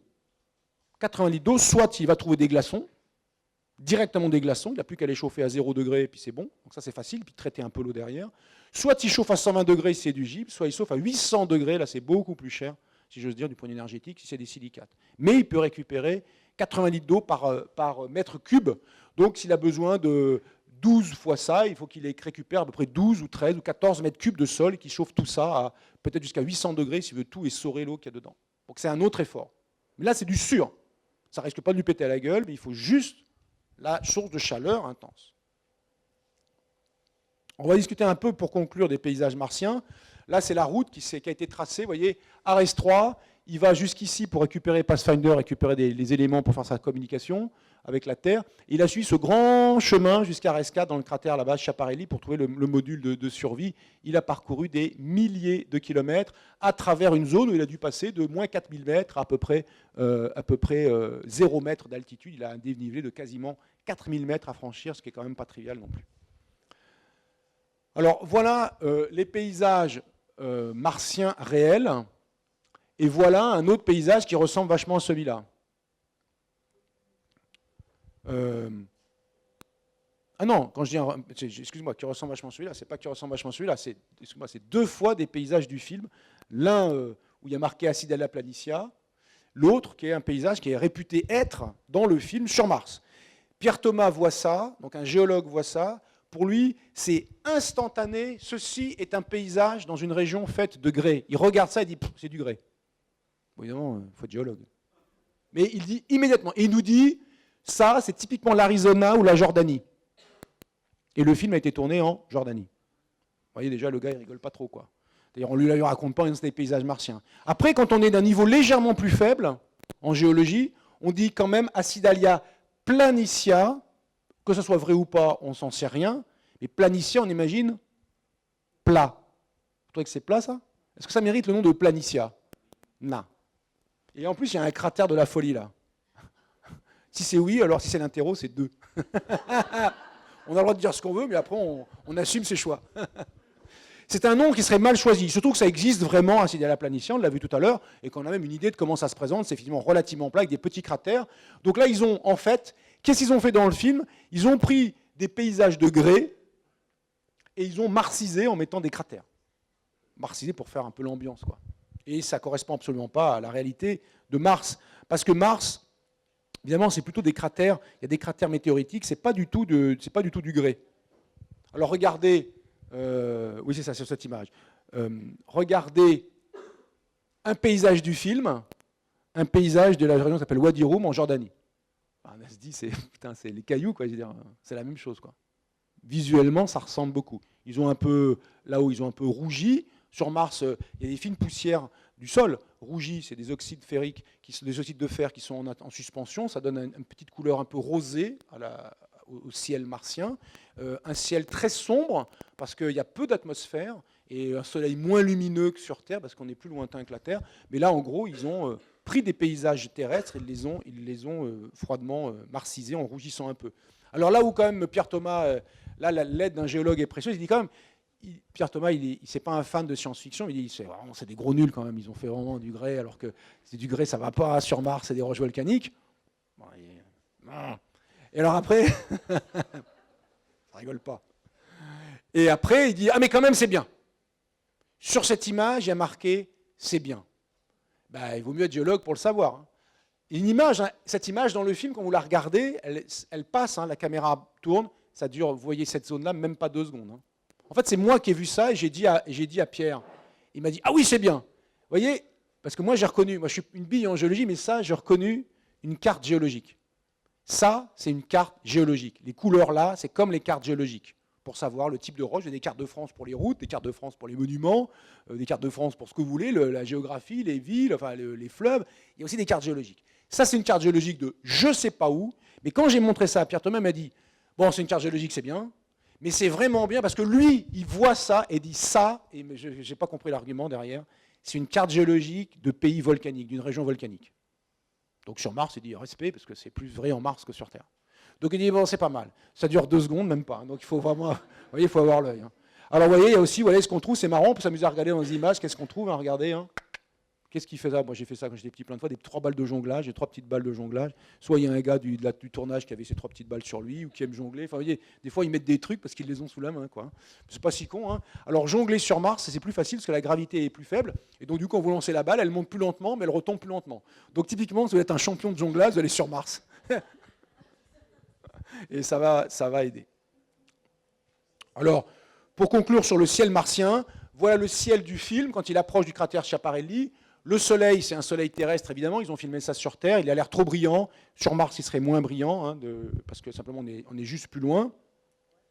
Le ciel est un peu rouge. Il y a une image comme ça où on voit, donc là, voilà encore du grès. Là, on voit un ciel qui est un peu bleuté, mais sombre, un peu rosé, bleuté, avec du sombre. Ça, c'est plutôt pas mal. Voilà une vraie ambiance martienne. Ça, c'est la véritable ambiance martienne avec les vraies couleurs martiennes, avec le vrai ciel martien. La réalité, c'est quand vous voyez des images de Mars, il faut se poser des questions. Ce qu'on vous montre, est-ce que c'est la vraie photo ou une photo, entre guillemets, trafiquée? Quand je dis trafiquée, on modifie les couleurs réelles, c'est-à-dire que sur les sondes, il faut réaliser qu'ils ont des abacs de couleurs posés là, Il les photographie régulièrement et il transforme l'image qui a été captée pour la mettre comme s'il était éclairé sur Terre. Pour dire, et so what? C'est super important parce que les géologues, quand ils voient ça, ils ne reconnaissent rien, ou pas facilement. Parce que ce n'est pas l'éclairage terrestre. Eux, ils ont l'œil pour l'éclairage terrestre. Donc on les met comme si c'était en éclairage terrestre, et là ils regardent, ah, il y a des trucs, ils reconnaissent des choses.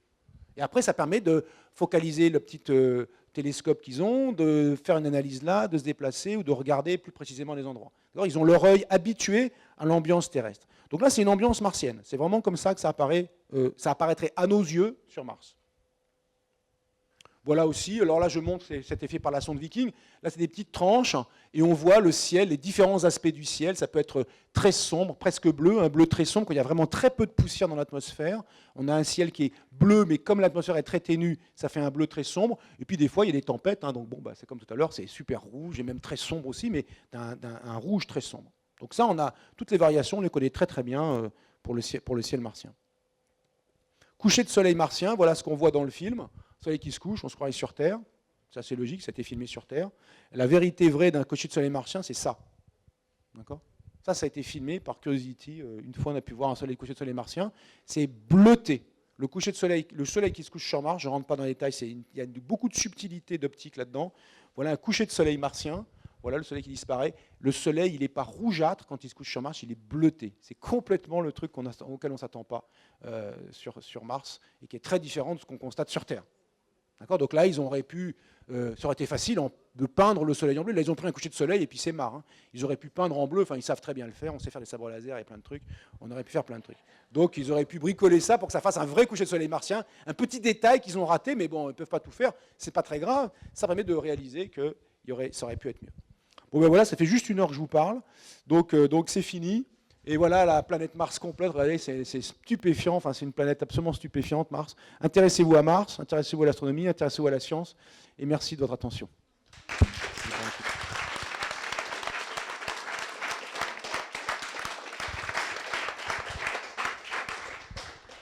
Merci beaucoup Roland pour cette conférence passionnante. Et là, c'est juste 1 heure, mais en fait... Avec Pierre, on avait fait pratiquement 3 heures. Enfin, pas 3 heures, mais longtemps. Il y a énormément d'autres choses à dire sur ce film, énormément d'autres choses à dire. Là, c'est un petit aperçu. Et c'est pour dire vous pouvez aussi faire ça, vous posez des questions sur ce que vous voyez sur ces films. Vous n'avez pas toujours les réponses comme ça, mais vous pouvez vous renseigner, vous documenter et vous poser des questions sur ce que vous voyez. Sur les films, mais aussi dans la vraie vie, évidemment. C'est la vraie vie qui est intéressante, en fait. Les films, bon, c'est marrant. C'est pour s'entraîner. Alors, peut-être avez-vous des questions à poser à Roland, avant qu'il reparte ? Oui, monsieur. On parle souvent de terraformation de la planète Mars. Ouais. Il y a eu un roman en 3 tomes avec Kim Stanley Robinson. Est-ce que c'est possible, est-ce que ça pourrait être envisagé ? Sachant qu'on n'a pas de magnétosphère pratiquement. Ouais. Voilà. Alors, la terraformation, déjà, pour ceux qui n'en ont pas entendu parler, c'est l'idée qu'on pourrait transformer les conditions de la surface de Mars pour les rendre adaptées à la vie humaine. On pourrait faire aussi transformer les conditions de la surface de Mars pour les adapter à la vie, que la vie terrestre puisse y survivre. Si on prend des bactéries ou des êtres vivants terrestres habituels, on les met à la surface de Mars comme ça, ils sont lessivés très rapidement. Il fait trop froid. Y a pas de... Pour les plantes, elles vont manger du dioxyde de carbone, il y en a plein, c'est très bien, mais elle fait trop froid, il n'y a pas de nutriments, il n'y a rien, il n'y a pas d'eau, enfin, il y a plein d'ennuis pour la vie terrestre habituelle. Donc cette terraformation, il y a un roman de science-fiction effectivement, de Kim Stanley Robinson, une trilogie qui s'appelle Mars la rouge, Mars la verte, Mars la bleue. Je vous conseille vivement sa lecture, c'est un très bon roman, un très grand roman de science-fiction, qui parle de ça, de la terraformation de Mars et de l'adaptation des conditions martiennes à des humains qui après vivent sur Mars. Alors au début, ils arrivent en scaphandre. Après, on peut commencer à faire pousser des plantes. Et eux, ils sont dans des scaphandres, mais plus légers. Et à la fin, les terriens, qui sont du coup des martiens, ils sont dehors, ils sortent comme ça, et la vie est belle. Alors ça, ce qui est assez étonnant, c'est dans le cas de Mars, on peut penser cette terraformation, c'est-à-dire modifier les conditions climatiques de Mars pour les rendre adaptées aux humains. On peut penser ça, imaginer comment on ferait, et donc il n'y a pas d'impossibilité. C'est quelque chose qui est jouable, ça va être très compliqué, ça va être très long. Très très long, ça veut dire peut-être des milliers d'années pour faire ça. Et ça ne sera pas durable au sens que l'atmosphère de Mars, si on reconstitue une atmosphère à Mars, la première chose, c'est redonner une atmosphère un peu plus dense qu'elle n'est actuellement à Mars. Pour faire ça, il faut faire fondre l'intégralité des calottes polaires, il faut faire fondre pas mal de choses solides qu'on espère être sous le sol de Mars, de sorte qu'une atmosphère beaucoup plus dense. L'atmosphère originelle de Mars s'étant échappée en quelques centaines de millions d'années, si on fait ça, on rendra Mars habitable pour des humains, au mieux pour quelques centaines de millions d'années, ce qui n'est pas si mal, mais ce qui n'est pas non plus délirant. Donc c'est pensable, mais ce n'est pas facile à faire en pratique, parce que faire fondre des milliers de kilomètres cubes de glace sur les deux pôles, etc., ce n'est pas trivial. Alors il y a des techniques employées du genre, on balance, on dévie un astéroïde, on le fait tomber sur la calotte, boum, ça la vaporise, etc. Mais ça la vaporise fort, et du coup il y a une partie de l'atmosphère de ce gaz créé, qui pourrait être éjecté dans l'espace et pas rester en orbite autour de Mars. Bref, ça pourrait être compliqué, mais c'est des choses qui ont été pensées depuis assez longtemps. Même Carl Sagan, dans les années 70, avait déjà pensé à la terraformation de Vénus, d'abord, et on se rend compte que c'était assez compliqué sur Vénus, parce que Vénus, la pression est déjà très bonne sur Vénus, 90 atmosphères, c'est plutôt dense, il fait 450 degrés au sol, c'est plutôt chaud, et bon voilà, donc Vénus, c'est pas facile, mais il y aurait imaginer terraformer Vénus, ça a été d'abord fait, et après, pensé par les scientifiques, et après on s'est dit que peut-être que Mars, ça serait plus facile, ça reste quand même une opération très difficile. Donc c'est pour dire que l'issue de... ce que nous sommes en train de faire, ce que les humains sont en train de faire sur Terre, c'est de déterraformer la Terre, de la transformer en un endroit qui sera peut-être dans un siècle difficile à habiter par les humains. Eh bien, on pourrait faire l'inverse sur Mars, mais ça ne sera pas ça l'échappatoire pour nous empêcher les emmerdes, pour dire « Ah ben, c'est pas grave, la Terre sera toute pourrie, on va transformer Mars en un endroit cool et on ira ». C'est pas comme ça que ça marchera pour nous sauver la mise, hein, ça c'est clair. Mais c'est un problème qui a intéressé les scientifiques et qui est intellectuellement intéressant à mettre en place, ça sera très difficile. Merci. Nous avons une autre question ici. Bien sûr, mademoiselle. Comment vous avez fait pour prendre des photos sur Mars? Alors, question très mignonne, parce que c'est pas moi qui ai pris les photos. J'aurais été très content. Ça m'aurait fait tellement plaisir que ce soit moi qui ai pris des photos sur Mars. Ça veut dire que j'aurais été sur Mars. Pour l'instant, aucun humain n'a été sur Mars. Alors, comment ces photos sur Mars ont été prises? Plusieurs façons. D'abord, on peut les prendre depuis la surface de la Terre, avec un télescope. Donc, tu regardes Mars dans le ciel, en ce moment, on ne la voit pas, mais si tu la vois, c'est un tout petit point brillant. Tu peux prendre un télescope, ça va en particulier grossir l'image de Mars, ce ne sera pas terrible quand même, mais avec des très bons télescopes, tu pourras avoir des détails à la surface de Mars. Ce n'est pas terrible, mais ça fait déjà des idées. Ensuite, la deuxième chose, c'est qu'on envoie des satellites qui vont tourner autour de Mars. Au lieu de tourner autour de la Terre, des satellites comme la Station spatiale internationale, ou des satellites pour la retransmission de télévision, ou des satellites de communication, ou des satellites scientifiques. Là, on envoie des satellites scientifiques qui tournent autour de Mars et qui, au-dessus de Mars, font des photos du sol de Mars. Les photos, je vais te montrer des photos qui sont faites comme ça. Comme ça, tu vas bien voir, tu vas bien piger l'idée. Voilà. Ça, ce sont des photos qui ont été faites par un satellite qui tourne autour de Mars. Et son nom s'appelle Mars Global Surveyor. Il y en a plein comme ça, on en a envoyé plein. Il y en a plein qui se sont perdus, mais il y en a plein qui ont fonctionné. Et l'autre solution, c'est d'envoyer non pas un satellite, mais ce qu'on appelle un atterrisseur, c'est-à-dire un objet qui va descendre, se poser à la surface de Mars, et qui va faire des photos. Les premiers qu'on a envoyés, ils se posaient, puis ils ne bougeaient plus. Alors les premiers qu'on a envoyés, qui ont posé et qui ne se bougeaient plus, c'est ce viking, où est-ce qu'il est, voilà. Ce sont ces sondes vikings qui sont posées quand j'avais ton âge.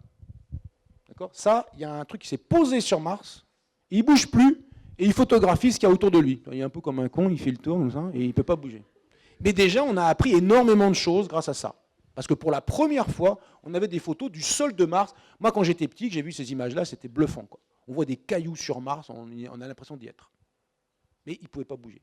Et après ça, il y a d'autres photos qui ont été prises par ce qu'on appelle des rovers. Donc là, il se pose sur Mars, et là, il peut rouler sur Mars. Il ne roule pas tout seul, il faut le téléguider depuis la Terre. Et c'est compliqué.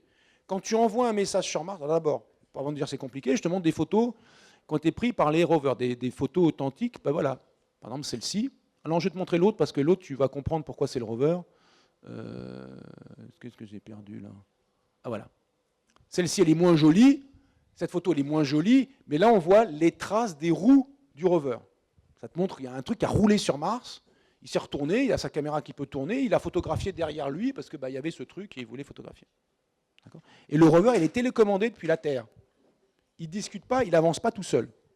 Donc, télécommandé depuis la Terre, c'est très compliqué, parce que quand je te parle, tu m'entends tout de suite, tu as l'impression. Mais si tu étais loin, quand je te parle, Le son que met ma bouche, il arrive à toi, il met un certain temps. Le son sur Terre se déplace à peu près à 300 mètres par seconde. Donc si tu es à 300 mètres, je me mets à hurler très fort pour que tu m'entendes, ben, quand je dis bonjour, une seconde plus tard, ça arrive à toi. Est-ce que tu as entendu des échos?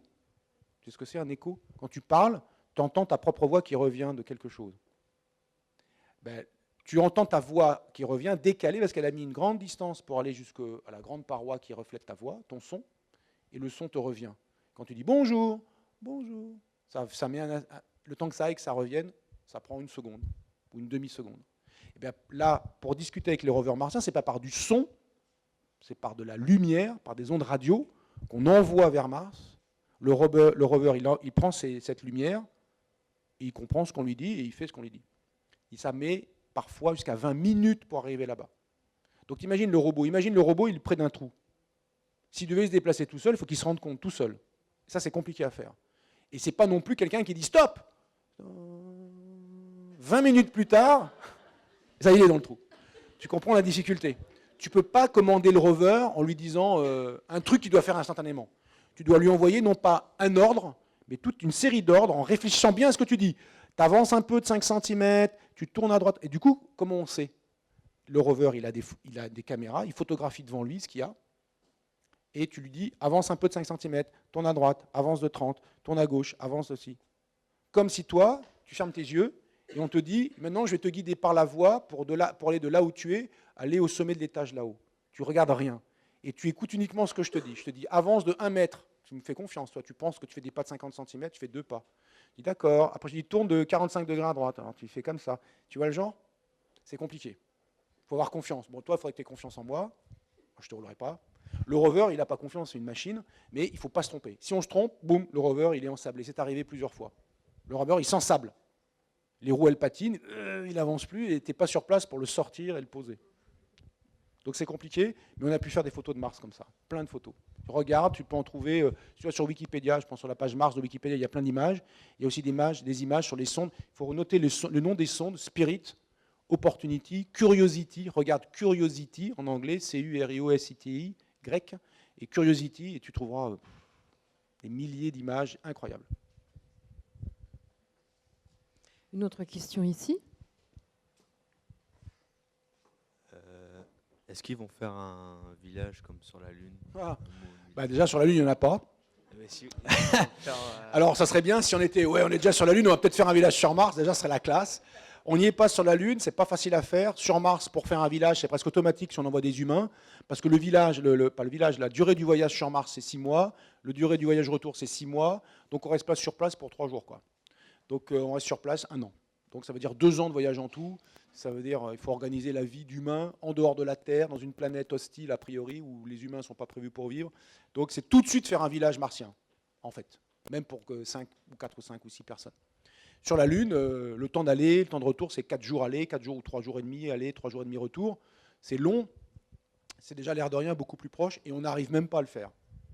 Donc sur Mars, ça ne va pas être facile. D'envoyer des humains sur Mars, c'est compliqué. Il y a toujours des plans, oui, mais bon, pour l'instant, c'est compliqué. S'il n'y a pas de vraie intention scientifique et de vraies retombées scientifiques, les robots, ils font le job, quoi. Un géologue serait bien meilleur que les robots, quoi.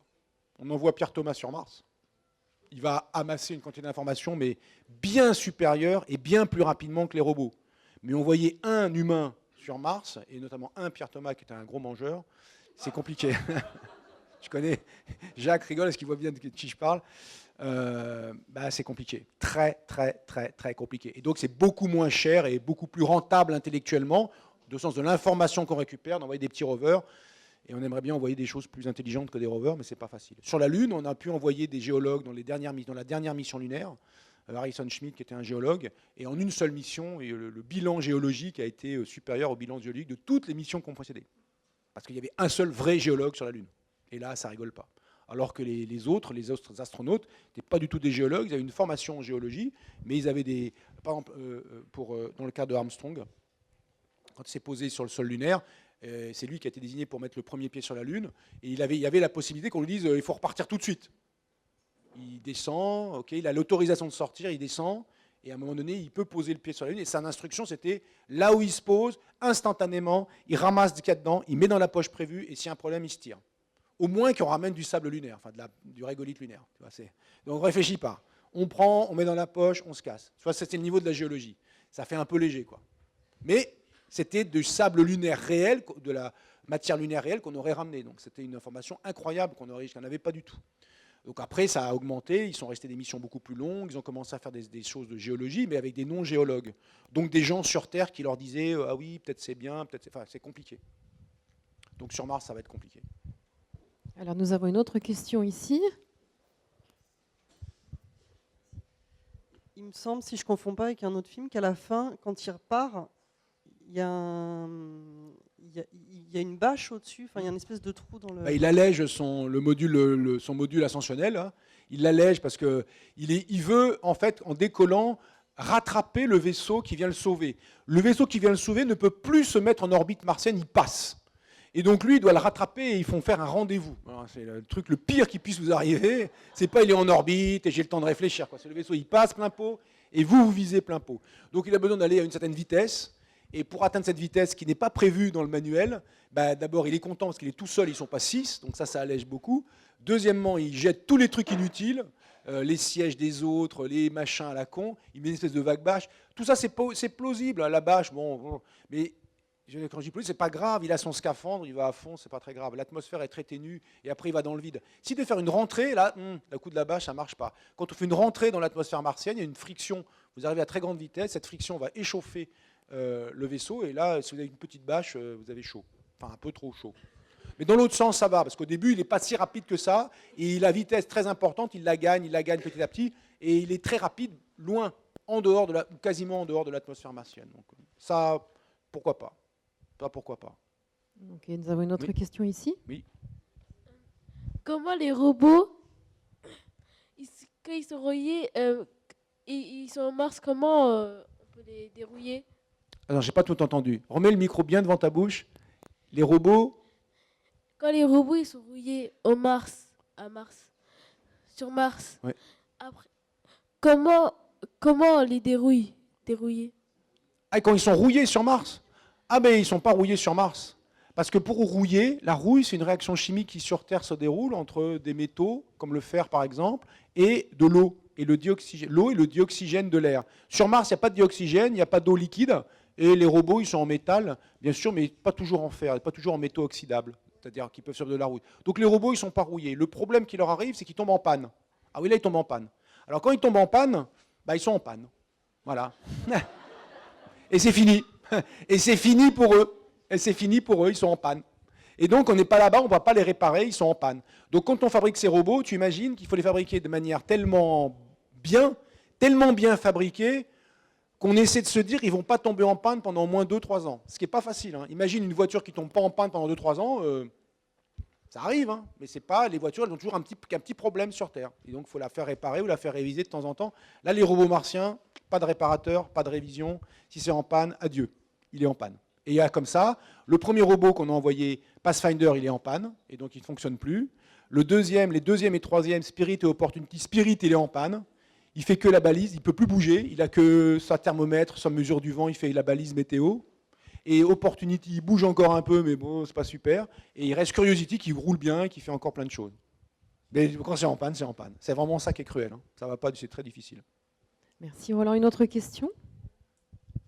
Bonsoir. Oui. À la fin du film, justement, on voit le héros qui crève sa combinaison pour pouvoir se déplacer. Oui. Il est gonflé, pour ceux qui n'ont pas vu le film, il est gonflé, ça fait un petit jet d'air, et il se dirige comme ça. Bon, ça c'est bien vu, quoi. Enfin, plein de gens ont tenté ça, dans Gravity par exemple, ou dans Wall-E. Dans Wall-E, il fait ça aussi, si vous avez vu Wall-E. Bon, c'est bien vu, quoi. C'est une bonne idée, hein. C'est la propulsion par réaction. Simplement, au lieu que ce soit du gaz chaud qui est produit dans les réacteurs et puis qui propulse à très grande vitesse, là c'est de l'air sous pression. Il y a aucun, comme le ballon, on gonfle un ballon, on le lâche, c'est pareil. Enfin, vous voyez, donc c'est pas, voilà. Le gars, il se dirige, il fait ça cool, non. Ça marche pas. Mademoiselle. Alors attends, je t'étends le micro. Pourquoi le soleil il est bleu sur Mars? Ah, le soleil il est bleu sur Mars? Ah, ça c'est compliqué. Le soleil il est bleu au coucher du soleil. Au coucher du soleil. Pas dans le ciel normal, c'est-à-dire quand il est haut dans le ciel. Écoute, je suis embêté pour te répondre parce que je ne peux pas te répondre simplement. C'est en fait, quand même pour te donner une idée, pour ne pas te dire rien du tout, le Soleil, il est bleu sur Mars, ça résulte du fait la lumière du Soleil arrive, et avant d'arriver à tes yeux, si tu es sur Mars ou aux yeux du robot, enfin à la caméra du robot, il doit traverser l'atmosphère de Mars, l'air de Mars. Mais l'air de Mars, il n'est pas comme l'air de la Terre. Il n'est pas comme l'air de la Terre. Et il doit traverser l'air de Mars et aussi, il y a beaucoup dans l'air de Mars et un peu moins dans l'air de la Terre, tout un tas de petites poussières qui sont dans l'air de Mars. D'accord ? Tout un tas de petites poussières. Et l'air de Mars, plus les poussières de Mars, à la fois, sur Mars, parce que si on est sur Mars, ça fait un soleil qui est bleu quand il se couche. Alors que sur Terre, quand le soleil se couche, tu le vois de quelle couleur, toi ? Ouais, orange ou rouge. Ça, c'est le soleil vu depuis la Terre, c'est l'air de la Terre qui est différent de l'air de Mars. Et quand le soleil se couche, il apparaît rouge. C'est l'air de la Terre, il n'y a pas toutes ces petites poussières et c'est beaucoup l'air qui compte sur Terre. Donc il y a vraiment, c'est à la fois l'air de Mars et les poussières de Mars qui font que ça apparaît un petit peu bleu. Voilà. Est-ce qu'il y a aussi ce phénomène de grossissement du Soleil ? Oui, quand je dis grossissement, oui, c'est ça. Ça, c'est une illusion d'optique, hein, le grossissement. Sur la Terre comme ça, c'est une illusion d'optique pour un œil humain. Parce que là, ce n'est pas un œil humain. Un œil et un cerveau humain. Là, c'est une caméra de robot, donc il n'y a pas le phénomène de grossissement. Nous, ce phénomène de grossissement, la Lune a l'air beaucoup plus grosse près de l'horizon qu'en l'air. Il y a la réfraction qui ne la met pas au bon endroit, mais ce n'est pas elle qui la fait apparaître plus grosse. Ça la déforme éventuellement, l'image, mais le plus gros, c'est parce que ça s'appelle... comment il s'appelle cet effet ? Bon, j'ai oublié. C'est un effet... Quand vous regardez, faites la tentative, un jour où vous avez l'horizon dégagé, et vous regardez le ciel la nuit, même s'il n'y a pas d'étoiles, ce n'est pas grave, et vous vous demandez qu'est-ce qui vous apparaît plus près entre le ciel au-dessus de votre tête et le ciel un peu au-dessus de l'horizon. Vous aurez toujours l'impression que le ciel au-dessus de votre tête, sans aucun argument, il est plus près que le ciel près de l'horizon. Vous avez la sphère céleste, ce n'est pas une sphère, c'est en fait une espèce de chapeau mexicain, où le dessus, ce qui est au-dessus, vous avez l'impression, vous n'avez aucun argument pour ça, mais vous avez l'impression que c'est plus près que ce qui est là-bas, près de l'horizon. C'est lié au fait que vous voyez des éléments d'horizon, de terrestre. Et du coup, votre œil, il souffre d'un... Attendez, on ne va pas le faire comme ça, carrément, vous allez voir. Votre œil et votre cerveau souffrent d'un problème, qui est vous, hein, mais moi aussi, je vous rassure, qui est d'attribuer une taille apparente plus grande aux objets qui pensent plus lointains. C'est une illusion très connue. Alors attendez, il faut que je retrouve... voilà. Il faut que je trouve la conférence où c'est. Que je vous montre. Alors, attends.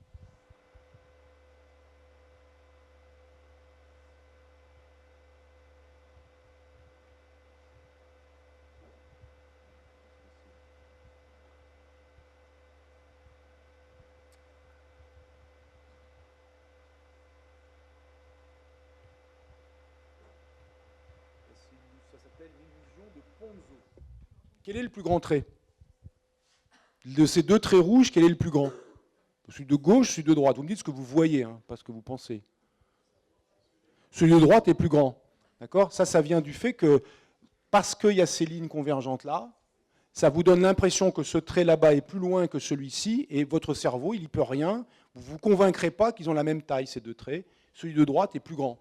Et si j'enlève l'image de fond, en fait, ils ont exactement la même taille, évidemment. D'accord ?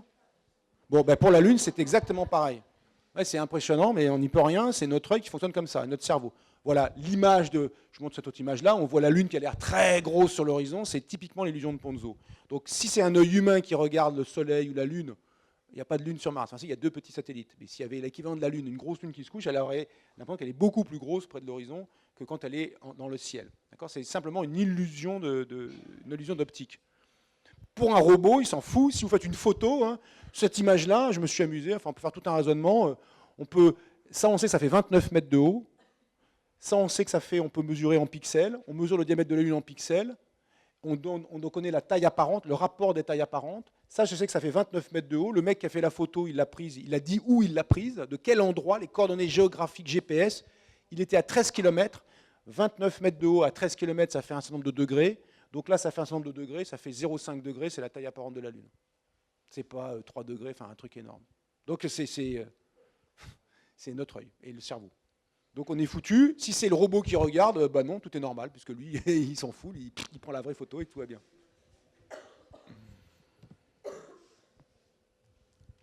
On va prendre une dernière question.